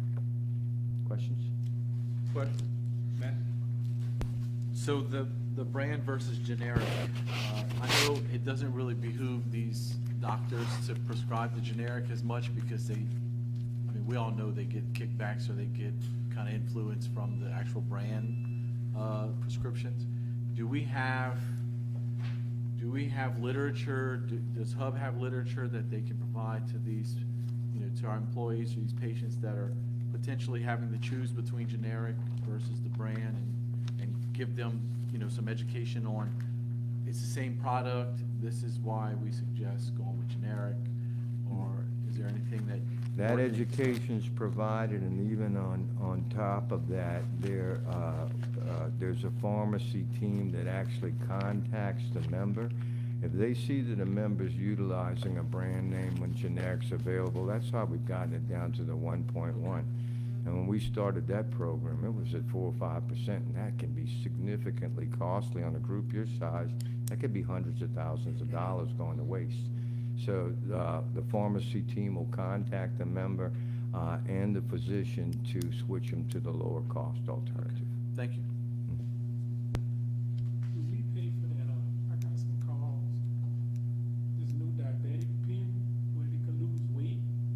No, sir. Somebody was asking me. No, weight loss is not to be paid for, and there's leakage in all plans out there where folks are finding ways to get that done, and that's another area that we're very much on top of.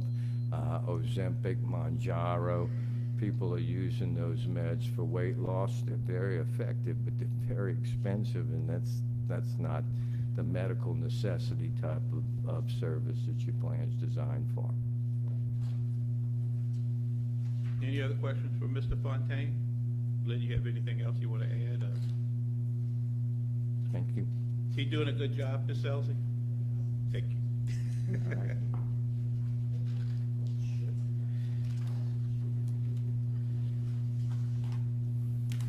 All right, the next item up on the agenda is a consideration for an employee assistance program. We would like for this, instead of making a recommendation on this tonight, for it to go to the Insurance Advisory Committee to be properly vetted and their recommendation. That's usually the process we use, and instead it came straight to the board. Just a thorough explanation to the Insurance Advisory Committee, and so that they can properly vet it. Mr. Bayless, who was here tonight, did go to the Insurance Advisory Committee. I know he did, but they felt like it wasn't properly explained to him. I'm going to have to kindly disagree. I think it was very well explained to them. They all had the brochure. That's going to be what we want to do. Do you agree, Mr. Utica committee member? That's the way we're going to handle it. Proper vetting through the Insurance Advisory Committee. So, do you want Mr. Bayless to speak tonight or not? Usually, not really. We need for it to, like I said, to be properly vetted through the Insurance Advisory Committee. They usually do all that for us. You know, ask all those questions and. So we're pulling it from the agenda? I guess so, yes. Okay. Ms. Elsie, you would like to add something? Well, what Mr. Straker was talking about, that number 3, the employee assistance program. Yes. That was well explained by the Hidalgo. I don't remember the fellow's name. I don't have it written down with Uh-huh. tonight, but we felt like that was a good program for our. Did y'all get to make a recommendation? Number 3. Did you get to make a recommendation? I think we did, yeah, on that. Well, I'm hearing conflicting from what I heard previously. It's gonna. On the agenda concerning diabetes products that was, I mean, we were gonna hear more about that at a. Not this. But number 3, yes, it was. Okay. I think we still need to send it back because I heard some other issues that I really don't want to get to. I just really feel like the Insurance Advisory Committee members, when they tell me they really need more information on it, that, you know, because they'll say, yes, do this, you know, in a motion. And I don't think that was done. Anyway, item 4, consideration of approval to declare library books as surplus. The committee recommends that the board declare surplus library books in all elementary, middle, and junior high schools and authorize the disposition of the library books by any legally allowable method.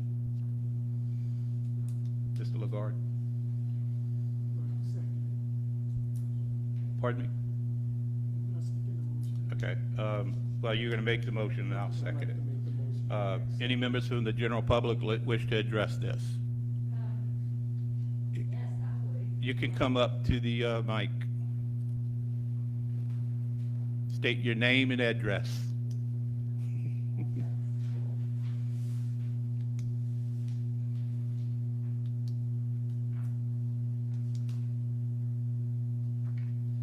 Hi, I am Lynn Elsie, and I was a librarian for many years at South Terrebonne High School. And I also work with Friends of the Library with our parish library system. And they have periodic book sales at very reasonable prices. And a lot of teachers who come in, you know, are even given as some of the library books that are there. But you're saying here that a lot of the books are surplus? But what is, right here, it Miss says Elsie, we books replaced. by legally allowable methods. Miss Elsie, we replaced a lot of books after the hurricane, and that with newer books, and categorized a little bit differently. And most of these books, they're in great condition, but for us to donate them or dispose of them, give them to friends of the library, we have to make a motion through the board to be able to do that. Okay, So- but that would be a legal way to distribute the books, Yeah. right? Mm-hmm. Okay. Well, I say that, but And I'm assuming. what about letting the kids themselves That would be another have way. first choice, That would be another way. to take books home, Mm-hmm. especially if they're avid readers? Yeah. But they should. these are still good books that have been replaced because of money I think it was ESSER money, am I correct? Yeah. So we don't, they are considered surplus because we got to have this, we can't just keep them in boxes. Right. Okay, that's it. If they could be given out to the kids who really want them, That's correct, need and that's them. what we hope to do. that would be great. Yes, ma'am. Thank you. Thank you, Miss Elsie. Anybody else? Any other board member? Yes, Mr. Ford. So I think the only question that I may have and may come up is who deems which books are surplus? And I understand that when we ordered new books, that decision had already been made. So us identifying them as surplus gives us the opportunity to distribute them however. But I just want to make sure, it's our librarian, our library science people that are making the decision on what books should be considered surplus, and then immediately followed by who wants these books. We're going to make them surplus, let's make sure they get to the people that really want them. Yeah. Mr. Armstrong? Yeah, so they are involved in the process. And the books that are going to be surplus are those that had very low, if any, checkout rates. Like they weren't checked out for like decades. So a lot of those books that were just low interest, those are a lot of the surplus books.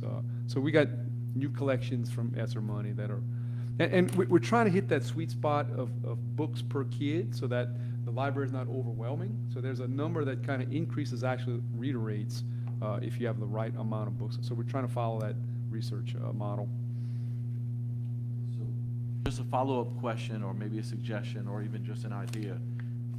When we have various schools throughout the district surplusing books, is there any way for us to centrally locate those books for folks to come in and have access to either to get for themselves? Yeah, so if we put them all, consolidate together somewhere that they could be. Yeah, usually what happens is a principal at a school has surplus books, and they have to box them up a certain way, label outside of those boxes a certain way, and then they go back to the warehouse to be disposed of through the warehouse. However, you can also do it, the easiest way is teachers can set up reading stations in their classrooms. Principals can say, okay, all the fifth graders today can go to the library and choose 3 non-fictional books to take home and keep. There's different ways to do it. For me as a principal, when I had to do it at Legion Park, we had a lot of surplus books that we didn't want to get rid of by trashing them. We gave them to the kids. That was easiest because then we didn't have to box and label them. So whatever's easiest on the principals, I know they would love to not get rid of, but do something with the space that these books are now occupying. Am I pretty much on target? Yeah.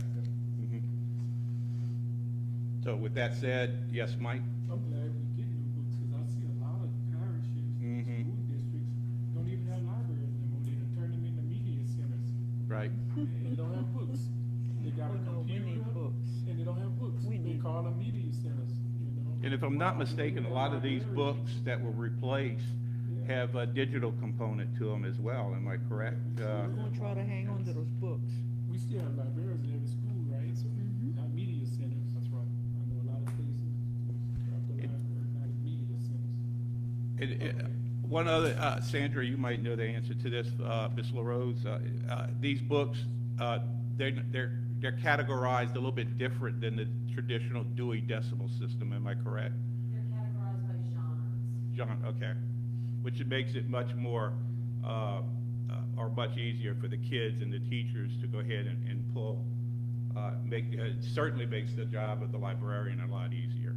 Because if the teacher wants them to get a nonfiction book, they already have them categorized as nonfiction. Library's not gonna have to go and pull from different areas of the library nonfiction books or research books or, yeah. So I'm excited for the librarians in the schools that we've got all these books. Hey, I'm excited that we have surplus books that we can give our kids, right, Maybelle? That's right. So, any other comments? Any objection to the motion? Hearing none, the motion passes. Matter bearing upon monthly budget to actual comparison report and monthly sales tax collection report update.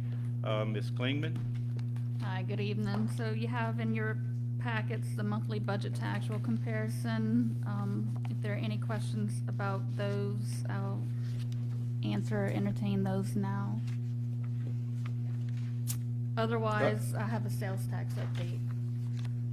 Yeah, So you don't anything on wanna budget to actual, adjourn. remember we got two things on this item, budget to actual and sales tax update. I'm especially interested on sales tax update. Sad to report, we have a decrease of 16.3% for the month of December 2022 from December of 2021. So a 16.3% decline, yes. I would be curious to know, and I don't think you would have this answer tonight. Yeah, last year, December, it was post-hurricane, I believe, that decline. The year before, So I actually looked at that earlier Good. while I was working at my desk during the other meetings, and I don't have the percentage comparison, but I can tell you, let me start with this year, December 2022, just to put it in dollars. So it was 7.2 million that we collected gross across all the sales tax funds that we have. So that was 7.2 million, whereas in 2021, it was 8.6. So 8.6. Well, it equated to the 16.3, but. from last year to this year. Right, so this December 22, we had 7.2 million. December 21, it was 8.6. December of 2020, it was 6.3. And then December of 2019, it was 5.5. So although it is a 16.3% decline, it's still greater than it was in 2020. Right. However, inflation, accounts for some of that. So, the reason why I ask, anybody have any questions about this? The reason why I ask is because Superintendent Orgeron is going to be bringing some early budgetary recommendations to the board at the March Finance Committee meeting concerning employee pay. And employee pay is through dedicated sales tax funds. As we all know, there's going to be some proposals. The March 25th ballot in Lafourche that aims to increase employee pay in Lafourche Parish by $4,000 a year for teachers and $2,000 a year for support workers. And if those measures pass, Lafourche Parish employees pay, or the employee pay in Lafourche Parish is going to be very tempting to our own employees. By taking some early action on the salary schedules that we're paying our, and I'm not talking about just teachers, but janitors and cooks and bus drivers and the paraprofessionals, that even if those measures in Lafourche pass on March 25th, we'll already have a plan in place and announce I think on March, our next meeting's March 21st, committee meetings. And, concerning our own future salary schedules, which will help Mr. Hodson and Miss Yarborough. Dr. Yarborough as far as recruiting. I asked Mr. Armstrong if I could let the cat out the bag tonight, and he said that would be a good idea, because he wants to start seeking input from us as members of the board on what we envision as far as the salary schedule as well. So, that's all I have to say about that. Any other sales tax questions? Any other questions? All right, thank you. Thank you, Ms. Appreciate it. Hammond. Item 6, adjournment. Moved by Mr. Lagarde, seconded by myself. Any objection? Hearing none, motion passes.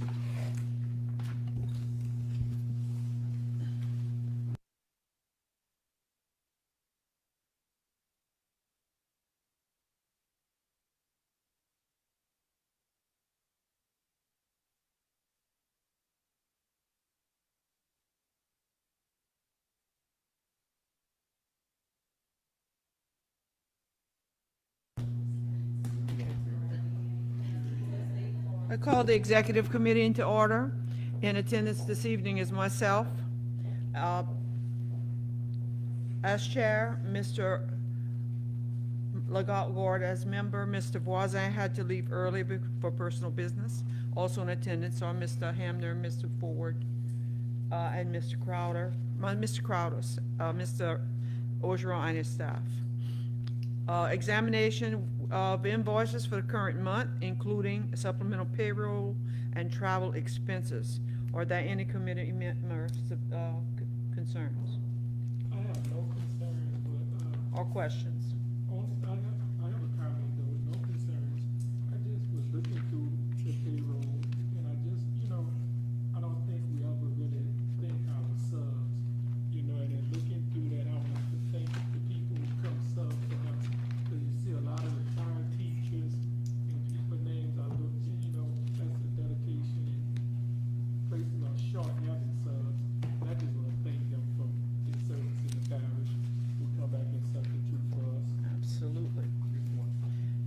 Is that all, sir? That's all. Any other questions from any other board members? Any public comment? Any objections? Excuse me, the motion was, I need a motion, don't I? Do I have a motion to? Yes. All right, and I second. All right. Any public comment? Any other board members? Any objections? None heard, so ordered. Do I have a motion to adjourn, sir? Yes. And I second. Any comments? Any objections? We're done. Yeah.